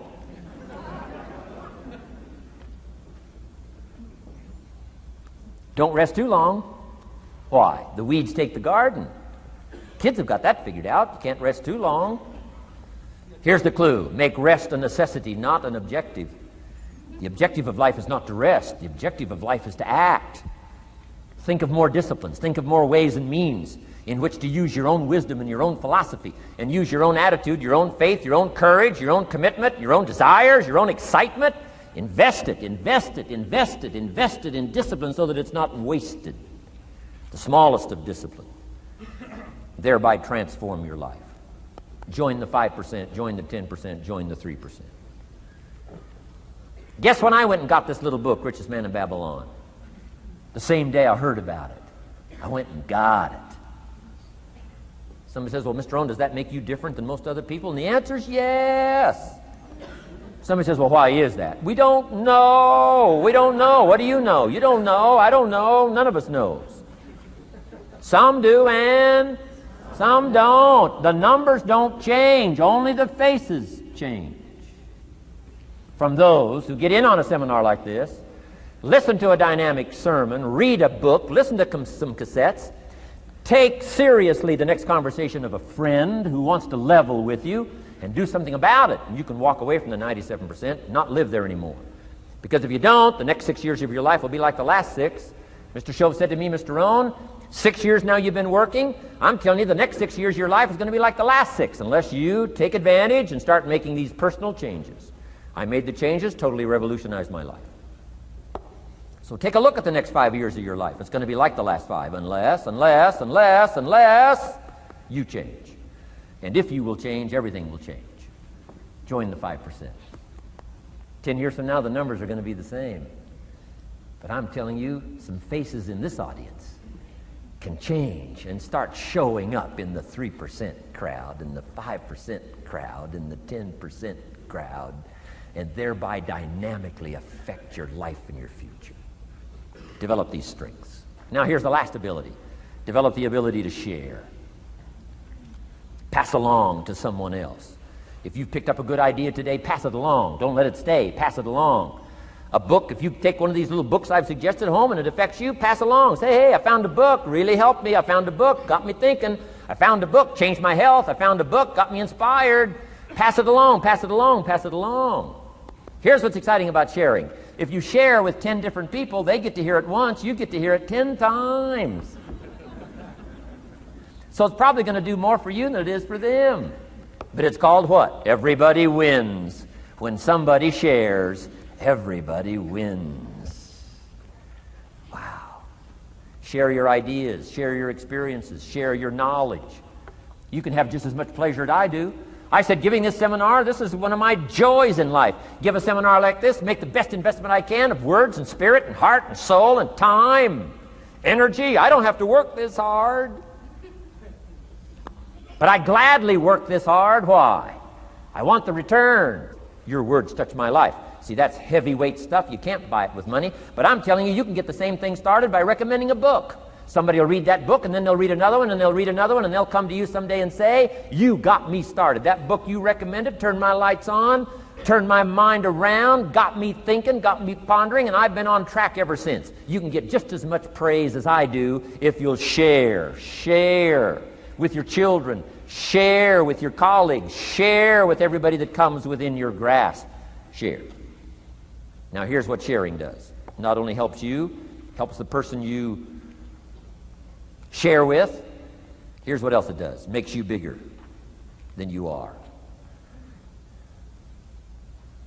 If I had a glass of water up here and it was full, question, can that glass hold any more water? If it's full, if the glass is full, can it hold any more water? The answer is yes. But for it to hold more, you got to pour out what's already in. That's what I'm asking you to do. If you're full of ideas, if you're full of good things, I'm asking you to pour it out, pour it out, pour it out. Why? I'm telling you, more will be poured in, poured in, poured in. Next, when you do pour out, you become bigger. It's not like a glass that stays the same. Human beings have the ability to grow in consciousness and awareness and capacity. It's unlimited capacity. I found out kids don't lack capacity. In Europe, the kids speak what? 2, 3, 4, 5, 6 languages. When I grew up, my father spoke German, never taught me. My mother spoke French, never taught me. They were trying to get away from all the old world languages back then. Had no concept how valuable languages were going to be in the future. Just didn't know. So they abandoned the German, abandoned the French. I could have learned all 3 languages instead of just English. My girls went to school in Beverly Hills. They've turned that around. In first grade now in Beverly Hills school system, they offer 3 languages besides English. French and German, Spanish. Why? Because kids can learn 2 languages just as easy as 1. Question, how many languages can a child learn? Here's how many. As many as you'll take the time to teach them. They do not lack capacity. They only lack teachers. Wow. And I'm telling you the same thing is with you. You don't lack capacity. But here's how you expand your capacity. And that is to share what you've got. Now you get bigger. Share some more, now you get bigger. I'm here for a very self-interest reason. If I share with you, my consciousness grows. If I share with you, I get to hear this again.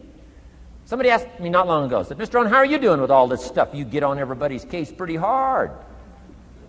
How are you doing with all this stuff you teach? I said, well, best I can share with you is this. Listen to me very carefully, but don't watch me too close. This stuff's easier to lecture on than it is to do. I understand that. I'm working on it just like you. But hey, pour out what you've got so that your capacity grows. Now, why should you want your capacity to grow? Very self-interest reason. Here it is. To hold more of the next experience.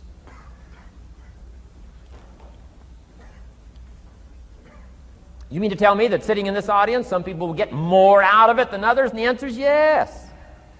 If you haven't been into expanding your own capacity lately, you might not get much from this seminar.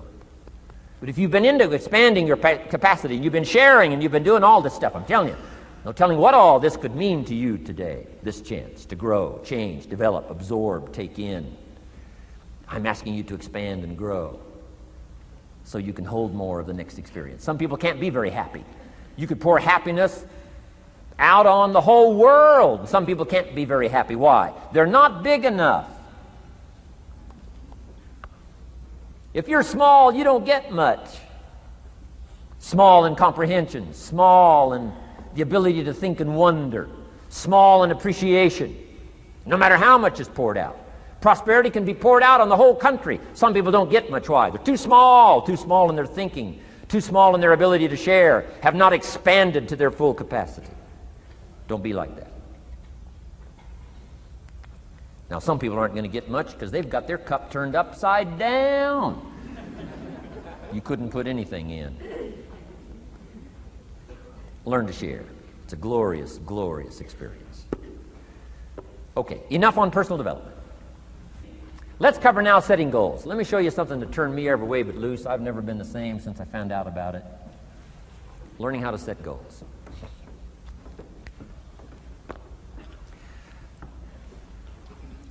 Not long after I met Mr. Schoaf, we're having breakfast one morning. Mr. Schoaf said, Mr. Rohn, now that we've gotten acquainted, we know each other fairly well, he said, maybe one of the best ways I can help you, he said, let me see your current list of goals. Let's go over them and talk about it. And I said, what? I don't have a list. He said, well, Mr. Rohn, if you don't have a list of your goals, he said, I can guess your bank balance within a few $100s. Which he did. And that got my attention. I said, you mean my bank balance would change if I had a list of goals? He said, drastically. So that day I became a student of setting goals. And I've used it to dynamically affect my life. I've taught it to some of my business colleagues. We use it to do business around the world. Setting goals. It can turn out to be a drama for your life. Here's what goals are. Your vision of the future. Your vision of the future. Now, there's 2 ways to face the future. 1, with apprehension. Number 2, with anticipation. Guess how most people face the future? With apprehension. Why? Major reason why. They don't have it well designed. They've left the design of their future to somebody else. And if you don't make plans of your own, guess what? You'll probably fall into someone else's plans. Guess what someone else may have planned for you? Not much. You got to make a list of this not much stuff. I'm telling you, people all their lives count on this not much list. If all of your negative relatives all turn positive, what will that do for your future? Not much. If prices come down a little, what will that do for your future? Not much. If the economy gets a little better, what'll that do for your future? Not much. If circumstances get a little better, what'll that do? Not much. If the weather gets a little better over the next few years, that'll do. Not much. I mean, you could go right down this whole scenario list. Most people all their lives, with their fingers crossed, count on this not much list. That's why 10 years from now, they'll be driving what they don't want to drive, living where they don't want to live, wearing what they don't want to wear, doing what they don't want to do, having what they don't want to have, maybe become what they didn't want to become. And it all starts by counting on something that's not going to count much. You say, well, then how can my life dramatically change? You got to count on yourself. And here's one of the things you got to count on: your ability to design the future. It's called the promise. And the promise of the future, if you'll design it well, can have an awesome effect on your life. But if you face the future with apprehension, you'll take hesitant steps all day, uncertain steps all day. And if you take uncertain steps all day for 6 years, you can imagine how empty your life can be. We've got to help our kids with the promise of the future. Now here's what's connected to the promise: the price. The price to pay. But I'm telling you, the price is easy if the promise is clear. One of the better notes to make for today. The price is easy if the promise is clear and powerful. But the price seems almost too much to pay, too much to get over, too much to accomplish if the promise isn't clear, if the promise isn't powerful. I'm telling you, kids will pay the disciplines if they can see the promise. One of our biggest challenges as parents in the 90s is to help our kids see the promise of the future. That's why I'm teaching financial independence, how to become wealthy and powerful and sophisticated and healthy and unique. All of the stuff kids would hope to go for. It's all possible. This is America. That's the promise of the future. The price, a few simple disciplines practiced every day. And I'm telling you, the kids will pay the price of the simple disciplines if they can see the promise of the future. But if they can't see, they don't want to pay. And the same is true of all of us. We will pay the most extraordinary disciplines if we can see the promise of the future, called setting goals. So I'm asking you to get a handle on the future. I'm asking you not to leave it to anyone else. Don't leave it to the company. Company's got their own goals. I'm asking you to set your own goals, your personal goals. Income goals and financial goals and health goals and spiritual goals, and where do you want to go and what do you want to do and what do you want to see and what do you want to be. That's it. Promise of the future. Design your own future. It's within your hands and your capacity to do so. Here's how simple now goal setting is. It's not mysterious. You don't have to anchor, you don't have to focus, you don't have to visualize, none of that stuff. Here's how simple goal setting is. Changed my life. Decide what you want and write it down. I mean, that's how profound this stuff is. Decide what you want and write it down. Make a list. Where do you want to go? What do you want to do? What do you want to see? What do you want to be? What do you want to have? What do you want to share? What projects would you like to support? What would you like to be known for? What skills would you like to learn? Some extraordinary things you'd like to do, ordinary things you'd like to do, right? Silly little things you'd like to do, very important things you'd like to do. Decide on all that stuff and write it down, write it down, write it down. That's how simple this stuff is. And it's your own private list. If it's really private, on your list, put some stuff in code where nobody can understand it if this list fell into unfriendly hands. Okay. And simple things, whatever. Foolish things, doesn't matter. It's your list. I had a little revenge on my first list.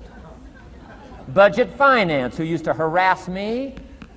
I got 2 or 3 payments behind. This one guy called incessantly. Said, we're going to come get your car, drag it rear end up down the street in front of your neighbors. Put me down something fierce. When I met Shof, got my life straightened out, one of the first things on one of my lists was budget finance. And when I finally got the money, I needed a little drama in my life. Finally got the money to pay him off. I put it in small bills in a big briefcase. Walked into the budget finance office on Wilshire Boulevard in Los Angeles. The guy who harassed me so often, his desk was about 3 back. I opened the door, walked in, right up to his desk, stood right in front of him, never said a word. He said, well, what are you doing here? Didn't say a word. I opened up this briefcase, dumped this pile of money all over his desk. I said, count it. It's all there. I'll never be back. Turned around, walked out, slammed the door. Now that might not be noble, but you got to try it at least one time. Pay off with a little drama.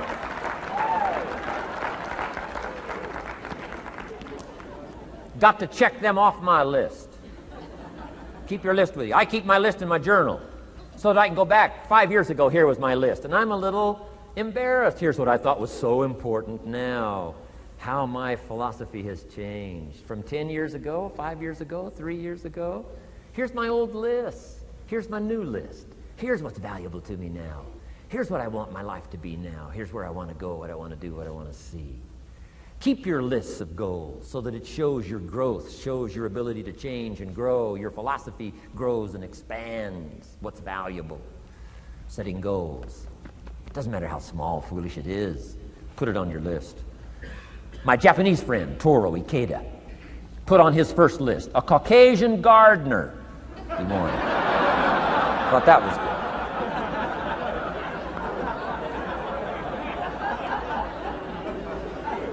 I like that. Have you got this profound thing now on setting goals? Here's how profound it is. Decide what you want and write it down. Get together with your wife, decide. Get together with your kids, decide. Get together with your business colleagues, decide. Write it down. Make a list. Okay, that's how easy it is. Now let me give you one more scenario on setting goals. When I started making my first list, Mr. Shope said, Mr. Rohn, looks like we're going to be together for a while. He said, I've got a suggestion for you.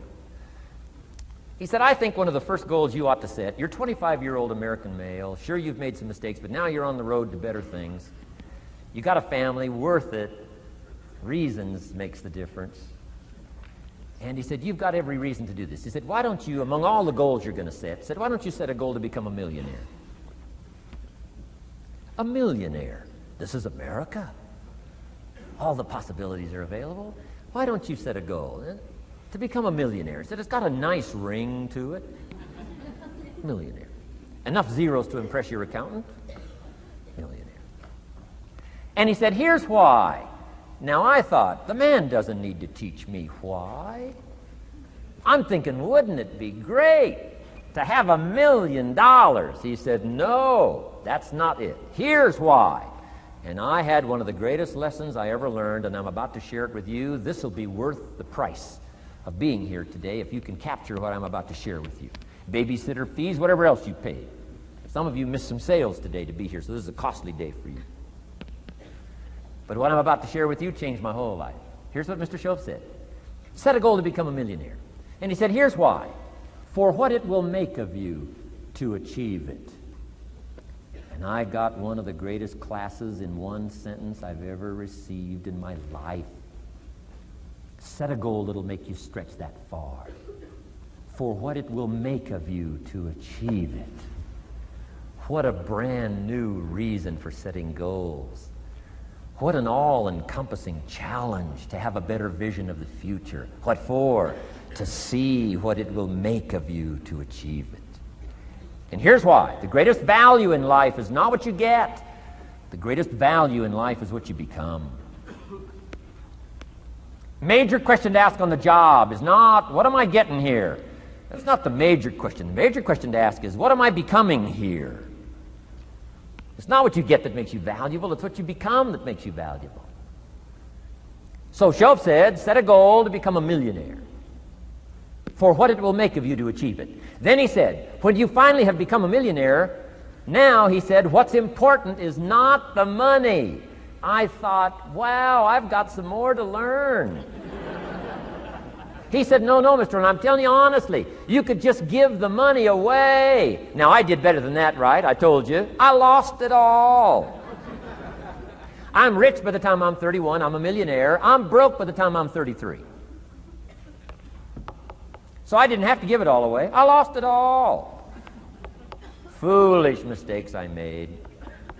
I'm a farm boy from Idaho. That early money drove me bonkers.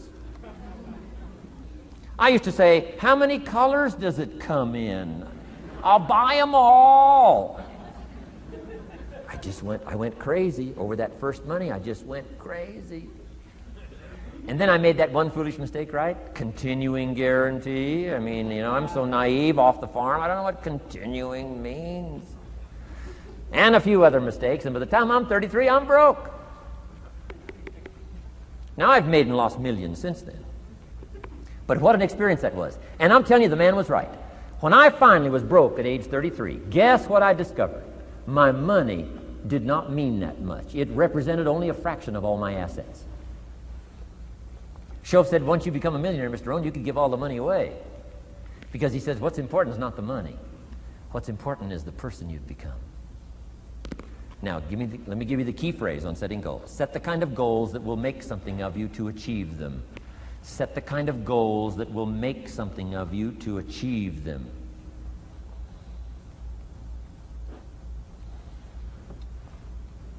Always keep that in mind. What will this make of me? If I set this goal and go for it, not only will I achieve it, but what will it make of me in the process? What a whole new concept on setting goals. Now, there's two parts to this, and then we're wrapping up goals. Here's the first part now in this goal setting for what you become. Number one, don't set your goals too low.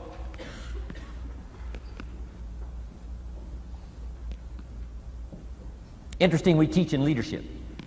You'll find it on the cassettes. Don't join an easy crowd. You won't grow.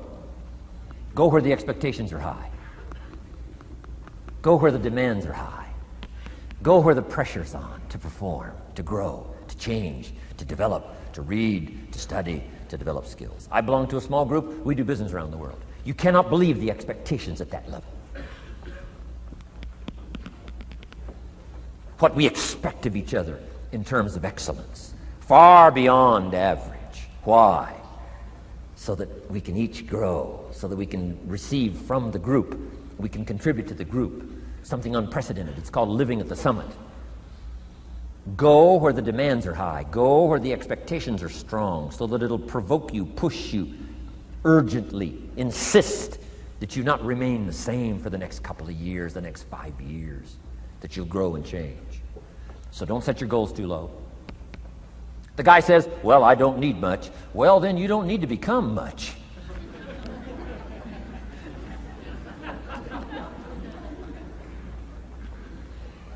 Now, here's the last part on setting goals. Don't compromise. Don't sell out. There were some things I went for back in those early years that I paid too big a price for. If I'd have known how much it was going to cost me, I never would have paid, but I didn't know. Don't sell out. Ancient phrase says, count the cost, count the cost, count the cost. An ancient story says, Judas got the money. You say, well, that's a success story. No. It's true, 30 pieces of silver in those days was a sizable fortune. You say, well, if a guy's got a fortune, right, that's a success story. No, you don't understand. His name was Judas. Doesn't that ring a bell? Judas. You say, oh yes, Judas, the traitor. That's right, the traitor got the money. Doesn't that change the story? And the answer is, of course, it changes the story. Interestingly enough, after Judas gets the money from becoming a traitor, he's got the money in his hot little hand, and now he's unhappy. Somebody says, well, if you had a fortune, how could you be unhappy? Well, he wasn't unhappy with the money. He was unhappy with himself. Key phrase, the greatest source of unhappiness is self-unhappiness. The greatest source of unhappiness doesn't come from outside. The greatest source of unhappiness comes from inside. And here's where the erosion starts, doing a little less than you could. That's where the beginning little infection of unhappiness starts, doing a little less than you can, not feeling that good about yourself. So don't let that happen. Judas is unhappy. He says, what'll I do? He says, oh, I'll just take the money back. Walked in where he got the money and said, here, take this money. I'm unhappy. They said, heck with you, Judas. We got what we wanted. You got what you wanted. Out. They threw him out with his money.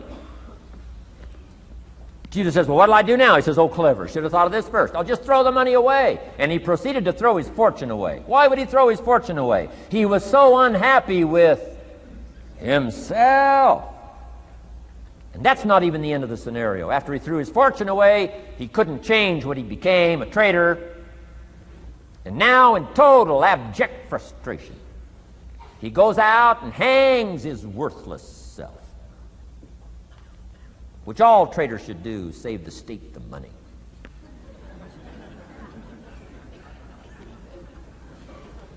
Why such a tragic end? Because he was so unhappy with himself. He sold out. He sold out. He paid too big a price.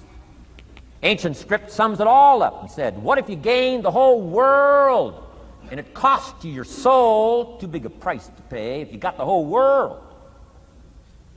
Don't sell out. Don't compromise your values. Don't compromise your virtues. Don't compromise your philosophy. Key. Here's the key word, beware. If Judas could speak back, he'd probably say beware. Two good words from ancient script. One, behold, the positive word. Behold the possibilities, behold the opportunity. Behold the drama, behold the awesomeness, behold the uniqueness. Behold the majesty, behold, behold. What a good word. But here's the other word, beware, beware, beware. Don't sell out. Mark well what you become in pursuit of what you want. But I'm inspiring you, hopefully, to set the kind of goals that will transform your life, make you far better than you are, far stronger than you are. Okay. Isn't this good advice? This is such good stuff. I should have paid to get in, right? Fabulous.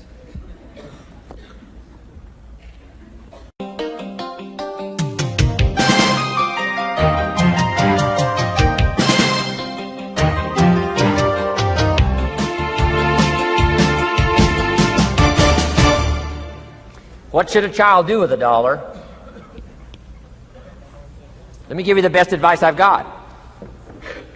And this is called sort of middle of the road scenario, and I'll show you how these numbers may change, but here's what I teach. Kids, never spend more than 70 cents. Okay, now you got to pick some number. When I met Mr. Schoaf, I was at about 110%.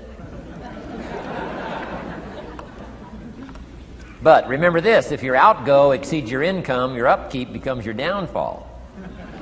Good little scenario. So here's the number that I found works best in developing a good financial plan. Never spend more than 70 cents out of every dollar from now on. Now kids ask me what? What do you do with the other 30 cents? Here's my best advice. 10 cents, charity. 10% charity. Supporting worthy projects, helping people who cannot help themselves. Some churches teach tithe, peace, portion. Turning back part of what you take out. Excellent, excellent philosophy. That's what that 10% is. And nothing teaches children responsibility and character better than generosity. No school, no class, no teacher can teach character better than the simple act of generosity. 10 cents out of every dollar. Now you can pick your own number. I'm just giving you my best scenario. Now the time to start this is when the amounts are small. Easy to give a dime out of $1. I'm telling you, kids will give you 10 cents out of every dollar if it's part of their philosophy, if you sell them on it. And that's the time to start, when it's easy, 10 cents out of $1. A little harder to give 100,000 out of 1,000,000. Someone says, oh, if I had $1 million, I'd give 100,000. I'm not that sure. We better start you early when the amounts are small, so it'll all be set in when the big amounts start to come. Okay? So 10 cents for charity. The next 10 cents I call active capital. Capital meaning try to make a profit yourself. We live in a capitalistic society. Right? Everybody now wants to join capitalism. That's why the walls are coming down. Capital belongs in the hands of the people. That's where the genius is. So the genius is to try to show a profit. Buy and sell. Render service. Show a profit. Now here's what I teach kids. Profits are better than wages. Wages are okay, but wages help you make a living. Profits help you make a fortune. The key is to just understand philosophically a little simple economic scenario. And there's all kinds of ways to make a profit. I'm working on a new book. Here's what it's called. I think it's going to be called, Of Course Kids Should Pay Taxes. It's going to be an interesting book. In California, where I live, kids do pay taxes. If an 8-year-old walks into 7-Eleven, buys something that costs $1, the proprietor makes him cough up 7 more pennies. 8-year-old says, "What's these 7 pennies?" Proprietor says, "That's taxes. That's taxes." Kid says, "Well, I'm only 8. Proprietor says, "Congratulations, you're my youngest taxpayer." So in California, kids do pay taxes. Now the question is, should they? Now the title of my book is, Of Course Kids Should Pay Taxes. You got it. Right? The disciple went and caught a fish, found the miracle coins, and paid his taxes and Jesus' taxes. So way back then, Jesus did pay taxes. Now the question is, should he? And the answer, my little book says, of course Jesus and kids should pay taxes. Of course. Of course. If an 8-year-old wants to ride his bicycle on the sidewalk instead of in the mud, you have to pay taxes. Things cost money. Got to pay taxes. Aircraft carriers keep tyranny over there instead of over here. Aircraft carriers cost money. It's expensive to run this whole show. We can't use used missiles. I mean, it's expensive to run the whole deal. Of course, everybody has to pay. Now, active capital means try your best to show a profit. Now, there's many ways to show a profit, not just money. Touch something, leave it better than you found it. That's a profit. Some profits are intangible, some profits are tangible. Long before Earth Day, for all sophisticated people, it was very proper when you left your hotel room to turn out the lights. All educated people. Why? Leave a profit. It's so easy to flip the switch and leave a profit. Some say, well, the hotel gets the profit. What do you care? All you need to become is a person who leaves a profit. Wow. I talked to a man who runs a whole string of apartments. He said, guess what? Most people, when they rent an apartment, leave it, what? Trashed, worse than they found it. What kind of a reputation would that be? Whatever you touch turns to trash. Whatever you touch gets dirty. Nothing you touch gets better. See, that's a poor philosophy. No wonder it leads to poverty, small lives. As one writer said, living lives of quiet desperation. This is where it all begins. Failure to leave a profit when you can, turn out the lights, doesn't matter what it is. Become profit-minded. Profits are better than wages because profit has the potential to make a fortune. Wages has the potential to make a living.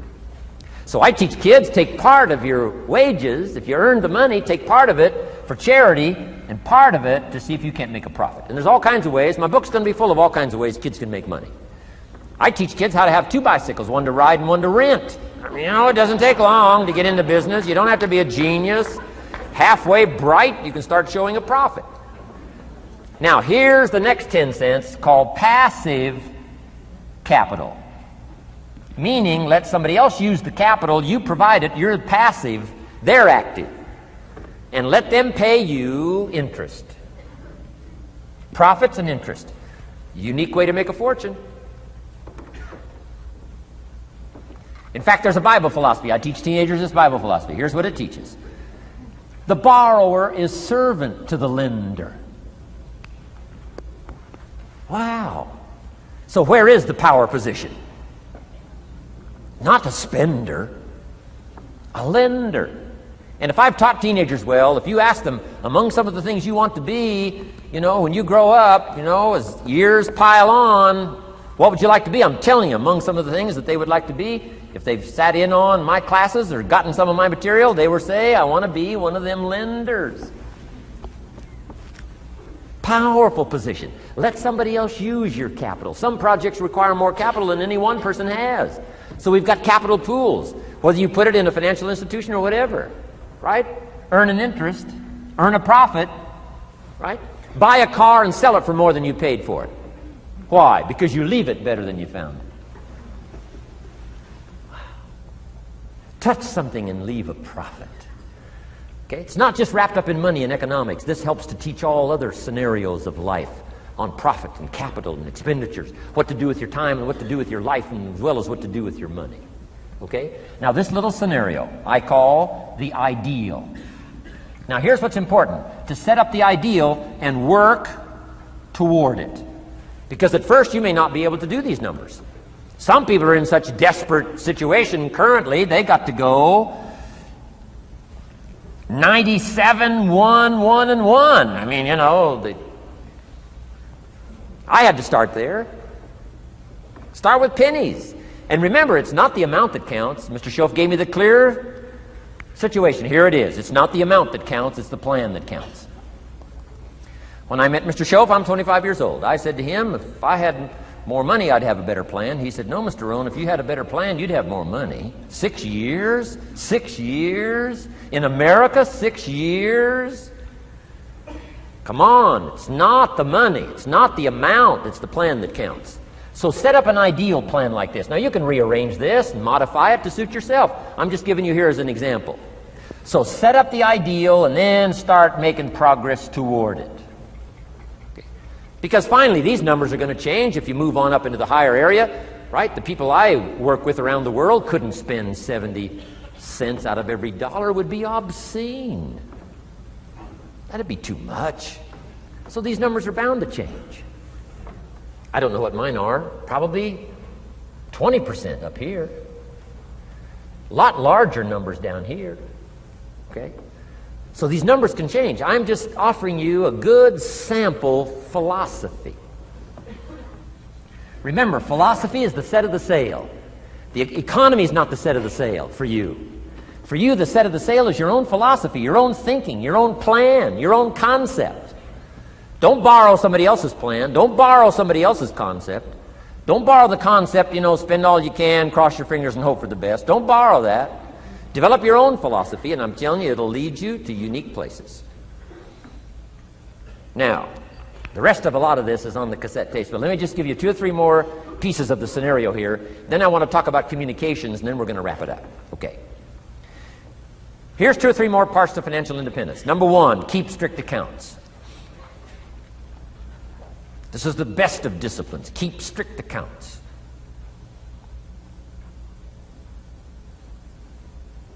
Did you ever hear this expression? I don't know where it all goes. Did you ever hear that? I don't know where it all goes. Oh, we'd love to have you run our company. You don't know where it all goes. Whoa. Did you ever hear this? It just gets away from me. It just seems it just gets away from me. Oh, we'd love to turn the world over you. It just gets away from you. Come on, you got to have better disciplines than that. Let that be the 90%. Let that be the scenario of the 97%, but don't let it be your scenario. Don't let it become your philosophy. Keep strict accounts. Next, a new attitude. I had to develop a new attitude as well as new concepts. Here's what I used to say. I hate to pay my taxes. Schoaf said, well, that's one way to live. I thought, well, doesn't everybody hate to pay their taxes? He said, no. No, a few of us have gotten way past that.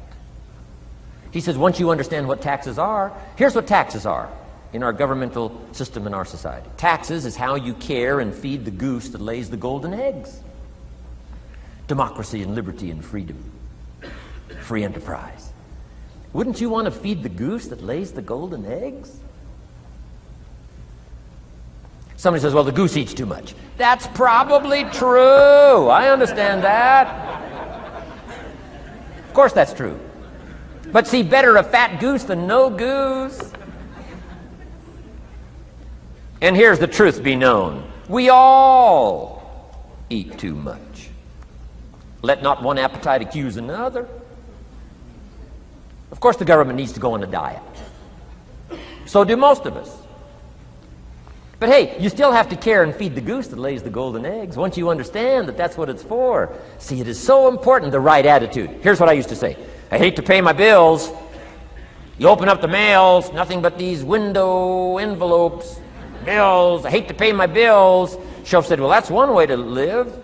I said, well, doesn't everybody hate to pay their bills? He said, no, some of us are way beyond that. I said, is it possible to love to pay your bills? He said, yes. Reduce your liabilities? Increase your assets? Wouldn't you love to do that? So start a whole new attitude here. Next time you pay $100 on an account, put a little note in there and say, with great delight, I send you this $100.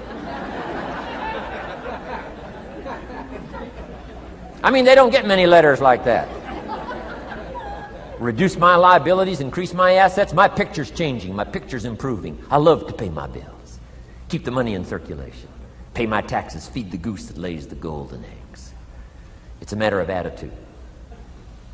And here's the last on attitude. Everybody must pay. Of course, life is called opportunity, but life is called price. But we must all pay. We must all share. One of the classic stories of all time from ancient Bible script says, Jesus one day and his disciples were standing by the church treasury, synagogue treasury, watching people as they came by and put their offering in the treasury. That wouldn't be a bad idea. Jesus and his disciples standing by the treasury while everybody walks by. Jesus says, how much was that? How much was that? Interesting. And the story said some people came by, put in big amounts. Some people came by, put in modest amounts, average amounts. And the story says, then a little lady comes by and puts in 2 pennies in the treasury. Jesus says to his disciples, look at that. Look at that.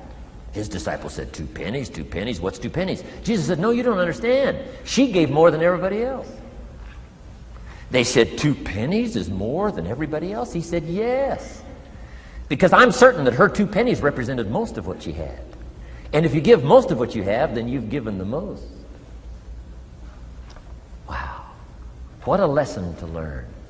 It's not the amount. It's what it represents of your life that counts. Now let me give you the wisdom of the scenario that did not occur. And this is the greatest of wisdom. And in my own particular peculiar brilliance, I have the ability to record for you what was not recorded in the scenario of the story. Here's what did not occur, which may teach us one of the greatest of the wise things that was taught in this scenario. Here's what did not occur in the scenario. Jesus did not reach into the treasury and get this little lady's 2 pennies and run after her and say, here, little lady, my disciples and I have decided that you're so pitiful and you're so poor that we've decided to give you back your 2 pennies. I'm telling you, that did not occur. If it would have occurred, she would have been what? Insulted. She would have rightfully said, I know my 2 pennies aren't much, but it represented most of what I had. And would you insult me by not letting me contribute what I wanted to contribute, even if it's only 2 pennies? I'm telling you, that did not occur. Here's part of the wisdom of the story that was not recorded. Jesus left her pennies in the treasury, meaning everybody has to pay, even if it's only pennies. That's the key. And whether you start with pennies or whether you start with dollars or whether you start with nothing, remember, part of the scenario is to spend, of course. Part of the scenario is to invest, and part of the scenario is to show a profit, and part of the scenario is to help take care of people who can't take care of themselves. If you'll set up your own philosophy, I'm not asking you to buy my philosophy. I'm not asking you to adopt my numbers. I'm only wanting to provoke you to think, for you to come up with a splendid economic philosophy that's got you up early and got you up late, has got you thinking and pondering ways to use your resources and turn it into the dreams you want for the future. And that's my little story on financial independence. Okay. Here's the next to the last subject, communication. How to affect other people with words. I've got just a little 4-point program here for you to consider The whole expanded version now, 3 days, right? 3 days of all this is in that package that you're taking home. So this is called an abbreviated version of all the rest, this one day, video day. 4 steps to good communication. Here's number 1, first of all. Words can work miracles. That's why communication is so important. Words can work miracles. Words are powerful. Words are almost godlike. In fact, ancient script says the Word was God. God was the Word. Wow, words and God. I said to my Israeli audience last year, in the beginning, the story of creation is unique. It says, in the beginning, Jehovah God spoke and said what? Got some students here, I'm sure. In the beginning, Jehovah God spoke and said what? Let there be light. And what? There was light. Wow! Wow! It looks like words create light. Is that possible? I'm telling you it's possible. Humans can get pretty close. What if somebody can't possibly see how they could do well, how they could become successful, how they could transform their lives and their health, their future, and their finances, spiritually, and every other way? They can't see, and you come along and share your story, and maybe borrow some other stories. And by the time you get through with a good presentation to this person, they say, now I can see. Before you got here, I was blind. I was in the dark. And while you were talking, some things dawned on me. Is it possible to create light with human intelligence, with words? And the answer is, of course, of course. Here's part of the spectacular opportunity as a human being. One person talking to another.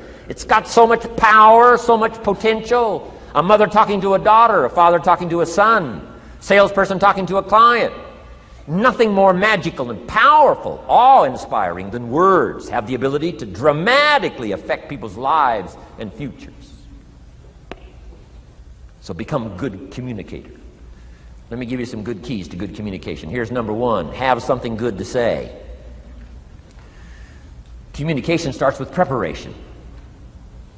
Getting ready to speak this year, getting ready to speak next year.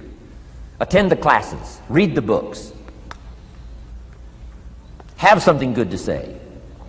Here's 4 good words to help you to have something good to say. 1 is interest. Develop a new interest in people and life and what's going on, economics and politics, religion, social structure, possibilities, opportunities. Develop a new interest. Here's the next word, fascination. Goes that step beyond interest. That's why kids learn so much that first 6 years. Fascination. Adults are walking on ants. Kids are saying, don't walk on these ants. I'm studying these ants. I'm looking at these ants. Kids are so fascinated. How come an ant can carry something bigger than he is? Wow. That's how come they learn so much. They're fascinated. And here's another little clue I've learned. Turn frustration into fascination if you can. You'll learn more. I've worked on this. I'm pretty good at it. Out in Los Angeles, I'm on the freeway. My airplane leaves in 45 minutes. The traffic is moving not 1 inch. I am now fascinated. I'm telling you. Now, it doesn't work every time. That's true, but every time it does work, I'm telling you, you'll come away with more. Learn to be fascinated instead of frustrated if you possibly can. Turn that little scenario on for yourself. Next is sensitivity. You got to understand, we use the phrase, where people are coming from, where they've been, what's going on. Sensitivity training is so important. People not like you, people that have got challenges and problems and difficulties, you got to do your best to be sensitive to other people, where they find themselves, the pit they might be in currently, what's going on. Be sensitive to that. Here's 2 of the greatest things said about Jesus. 1, it said he was touched. He was touched by where he found some people. He was touched by the misery he found some people in. He was touched. And here's the other word, he was moved, it said. He was moved, touched and moved. If you really want to communicate well, you got to be touched and moved. Not just by your own drama of life, but by the drama you know is going on in other people's lives. Sensitivity. How does an adult 40 talk to a child who's 12? You got to be sensitive. Not just to your current situation. One of the best ways to identify with a child who's 12 and you're 40 is remember when you were 12. Go back, remember the scenario and let it hit you again, let it touch you again. I don't have any problems with 12-year-olds. I remember almost every day of being 12. 12's a unique year. One, you're not 13. I mean, you know. If I heard it once, I heard it 100 times. Of course you can't go, you're not a teenager. Wow, I can't wait for this year to be finished. Remember, that's part of sensitivity. Remember. Apostle. One who became an apostle, leader of the Christians, was once Saul from Tarsus, hater and killer of the Christians. After he was converted, became a leader, became Paul apostle, revered. Why was he so effective in his language, in his ability to touch people with his words and with his presence? If you read part of the scenario of his history, he gave an account of his own life and said, here's why I think I'm so effective. I remember the pit I came from. Sure, they call me apostle, but I used to kill these Christians, and I never forget that. If I want to get in touch with other people's difficulty, I got to remember my own difficulty. Let it hurt again. That's what makes a good performance. A good actor, a good actress. The emotion close to the surface from the remembrance of things past. And then well-chosen words delivered with emotion. Powerful. The last word is knowledge. You just got to go through exercises like this. Take the notes, work hard, roll up your sleeves, go to work. Gather the knowledge in journals, gather the knowledge in notebooks, gather the knowledge in a library and cassettes and videos and every other means. Gather knowledge. Don't be lazy in learning. A major part of communication is preparation. Now here's the next part of good communication. Say it well. One is having something good to say. Number two is saying it well. Let me give you a quick list on saying it well. Number one, sincerity. Best place to start if you want to communicate well is let your sincerity show. Next is repetition, the mother of skill. I've been at this 33 years. Someone says, well, you give a pretty good seminar. I should. 33 years? 33 years. Repetition. Next, brevity. Sometimes you don't need many words if you're totally sincere, I'm telling you. Jesus' presentation in gathering up his team called disciples was fairly short. He just walked around the countryside, took a look at somebody and said, you follow me. That's brief. I mean, you know, that's short. Now, why could he get by with such few words? And this takes care of a lot that I've tried to share with you today called personal development. Here's why I think Jesus could get by with such few words. For all that he was, that he didn't have to say. Take that scenario home. For all that I am, that I don't have to say. Just a few words could be dynamic in affecting someone else's life. A child, a business colleague, a sales client. Next, vocabulary. Got to work on your vocabulary. Some of my friends took a survey among prisoners working on some rehabilitation program. They weren't particularly looking for this, but here's what they found. There's definitely a relationship between vocabulary and behavior. And here's what they found out. The more limited the vocabulary, the more tendency to poor behavior. And when you think about it for a while, it makes sense. Words are a way of seeing. And if you don't have a good vocabulary, you can't see very well. Can you imagine the mistakes in judgment when you can't see very well? Next, words are a way of expressing what's going on in your head, what's going on in your heart. What if you can't see well and you can't express well? You can imagine the tragic scenario of 5 years of that, 10 years of that, 20 years of that showing no improvement. behavior now becomes a major problem.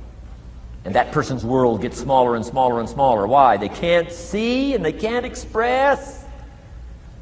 And finally, they don't need much bigger place than a 10 by 12 cell. Their world is so small anyway, don't need much bigger place.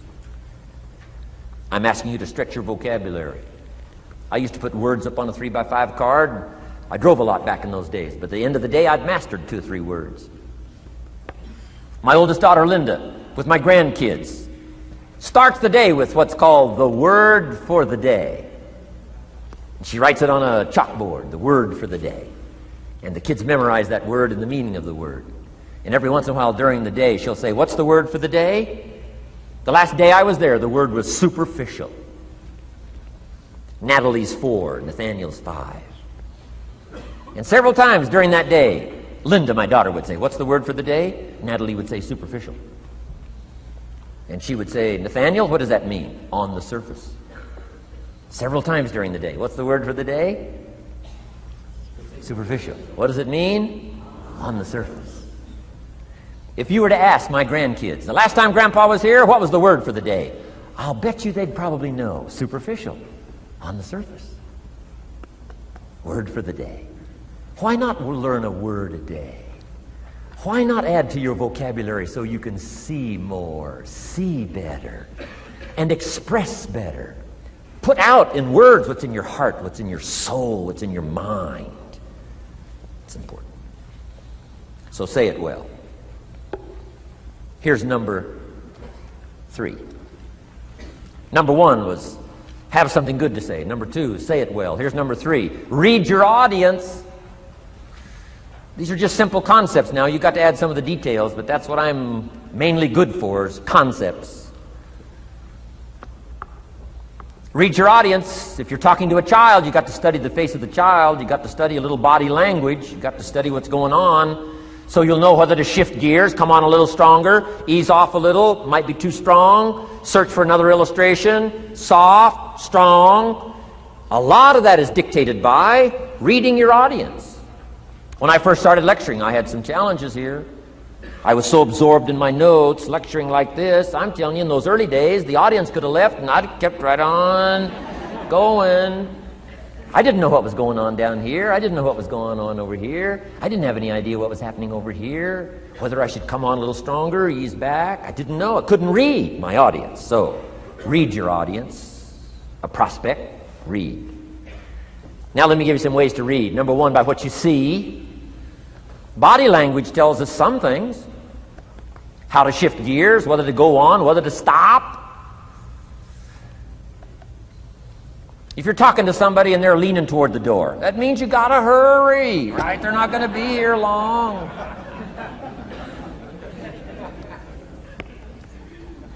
Body language. Guy's got his arms folded, chin tucked down. You got your work cut out for you. You're gonna have to reach deep in your bag. Find some extraordinary stories. This one's not gonna be easy. What tells you that? Reading what you see. Here's the next one. Read what you hear. You've got to read a child's impatience. Kids don't mind telling you whether they're bored or impatient. Kids' attention span is short. Doesn't last long. You've got to get it said. You start talking to a child, 30 seconds they say, "How long is this going to take?" Whoa. Read. Listen. Listen for the response. Now you'll know whether to shift gears, change your language, find a new illustration, soften, stronger. Read your audience. Read what you see, read what you hear. And here's one of the most important. Read what you feel.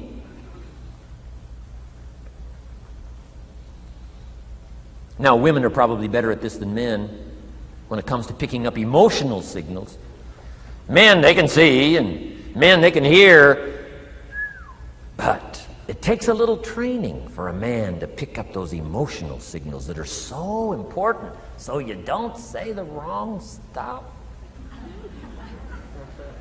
Because it's so easy to make a mistake in language. What if you meant to say to someone you care about? What if you meant to say, "What's troubling you?" And instead you said, "What's wrong with you?"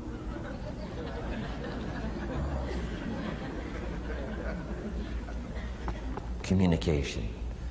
So read the emotional signals. If we could learn from the women on this emotion. Women have this uncanny antenna picking up this stuff.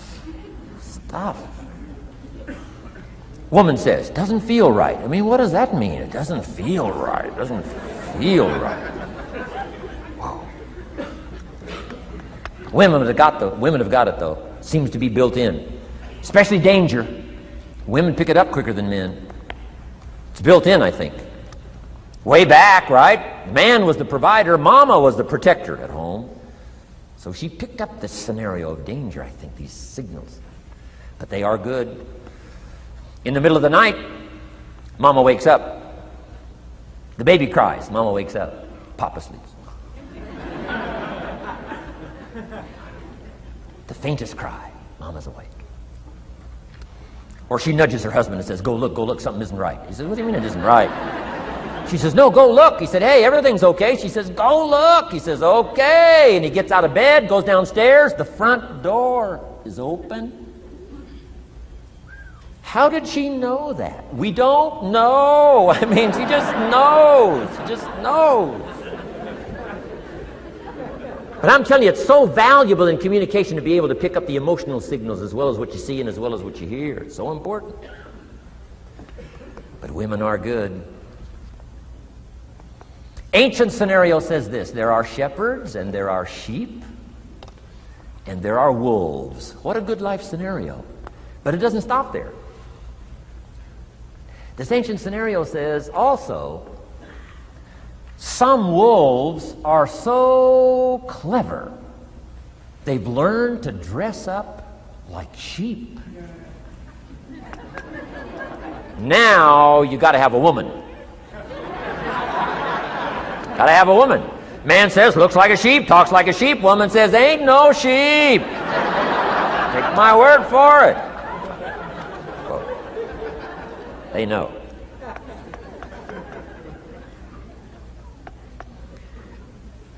Read. Pick up the signals. Don't ignore the signals. Develop this personal development scenario, communication, financial independence, and all the rest. Now here's the last part. Intensity. Words mixed with emotion. Words mixed with hate. Words mixed with love. Words mixed with faith. Words mixed with courage. That's what's powerful. Words have a certain effect, but words loaded with emotion have an incredible effect. If I had a little straight pin, a guy buys a shirt, it's got all these little pins in it. I take out all these pins. If I took one of those little straight pins and I threw it at you, and let's say it reached you and hit you in the face or hit you in the hand, you'd feel it. This little straight pin, you'd feel it. That means I got you with my words. But what if I took that little straight pin and wired it to the end of an iron bar, about that long? See, I could drive that pin through your heart. The pin is the words, the iron bar is the emotions. The emotions. Here's the best I could share with you. Put more of you into what you say. Don't be casual in language. Don't be casual in words. Casualness leads to casualties on the freeway and in communication. Don't be lazy in learning good communication. And put more of you. Now here's the last thought. The emotions must be measured. It can't be too much for the occasion if it's not called for. In leadership we teach, don't shoot a cannon at a rabbit. It's effective, but you've got no more rabbit.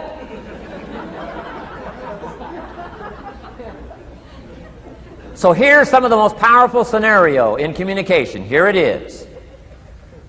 Well-chosen words mixed with measured emotion. The basis of affecting people with good communication. Well-chosen words mixed with measured emotion. And one last point on communication. The more you care, the stronger you can be. The more you care as a mother, the stronger you can be with your children. The more you care as a father, the stronger you can be. The more you care as a leader, the stronger you can be in helping to solve problems, getting on somebody's case. The more you care. But you got to care. I don't mind a minister consigning my soul to hell fire for my sinful ways, I don't mind that. If he believes it, I don't mind him consigning my soul to hellfire for my sinful ways, as long as he does it with tears and not with joy. If you're going to preach a message on hellfire and consign people to hell's fire, you got to cry and sob your way through a sermon on hellfire. We would all dismiss as a performance a dry-eyed sermon on hellfire. You can't legitimately preach hellfire unless your heart breaks. Otherwise, it's a performance. Otherwise, we could all dismiss it. Why? The heart's not there. There are some conversations that don't make sense unless they're accompanied by tears. It doesn't mean anything unless it's accompanied by a broken heart. Learn measured emotions. Remember, draw from well-chosen words, expanded vocabulary.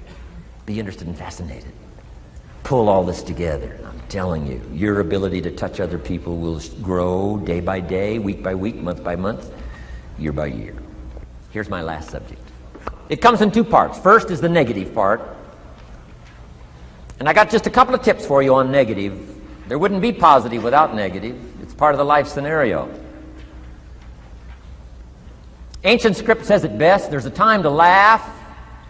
And once you've learned to laugh, just keep on laughing. No. Just get another positive book. No. There's a time to laugh, what? And a time to cry. And you've got to become so sophisticated and so well educated that you don't laugh when it's time to cry. And you've also got to learn to cry well. How are you going to identify with some people if you don't cry with them? It's very important. The negative side is very important. Negative thinking. I teach kids, and you'll find it on those cassettes, the ant philosophy. Let me just give you the quick scenario on the ant philosophy. Number one, ants never quit. What a good philosophy. If they're going somewhere, you stop them, and guess what? They'll look for another way. How long will they look? Till they find it, or till they die. What a great philosophy. But here's number two. I can't give them all to you, but here's number two. Ants think winter all summer. You've at least got to be that bright. You can't think summer all summer. You got to do some winter thinking in the summer. You say, well, the sky is blue, the clouds are fleecy. You can't be faked out by that. Ancient story says, don't build your house on the sand in the summer. Why would we be cautioned not to build our house on the sand in the summer? Because it's easy to get faked out. So what should you do during the summer? Think winter. Think storm. That'll drive you to find a rock in the summer when the sky is blue. Key, negative is normal. You got to handle it. You can't dismiss it. It's part of the life scenario, like your white corpuscles we talked about earlier. So don't ignore it. Let it be part of the scenario. Here's the key. Learn to master it. Negative is not to be ignored. It's to be mastered. It makes us better than we are to wrestle with it. It makes us better than we are to be alerted to tyranny that moves into Kuwait, or ignorance that moves into your life, or procrastination that moves in and robs you of your fortune, or poor health that's going to be the legacy of those who neglect their health disciplines. You've got to do battle with the enemies on the outside and on the inside. So learn how to handle the negative. And now here's the last, called the positive. Let me give you the day that turns your life around, as quickly as I can. I got 4 parts to the day that turns your life around, and then we're finished for the day. Number 1, disgust. Disgust. Disgust is a negative emotion, but it can have a very positive, powerful effect. Disgust says, I've had it. What an important day that could be. I've had it. Wow. I met a beautiful, powerful, accomplished executive lady in New York. The company invited me to come in. This lady was the vice president, extraordinary lady. I got to know her, and I found out her story. I said, how did you get here? Big income. And she never went to college, never went to university. I said, how did you get here? Executive, powerful, income. She said, well, let me tell you part of the scenario. She said, when I was a young mother a few years ago, she said, one day I asked my husband for $10. And he said, what for?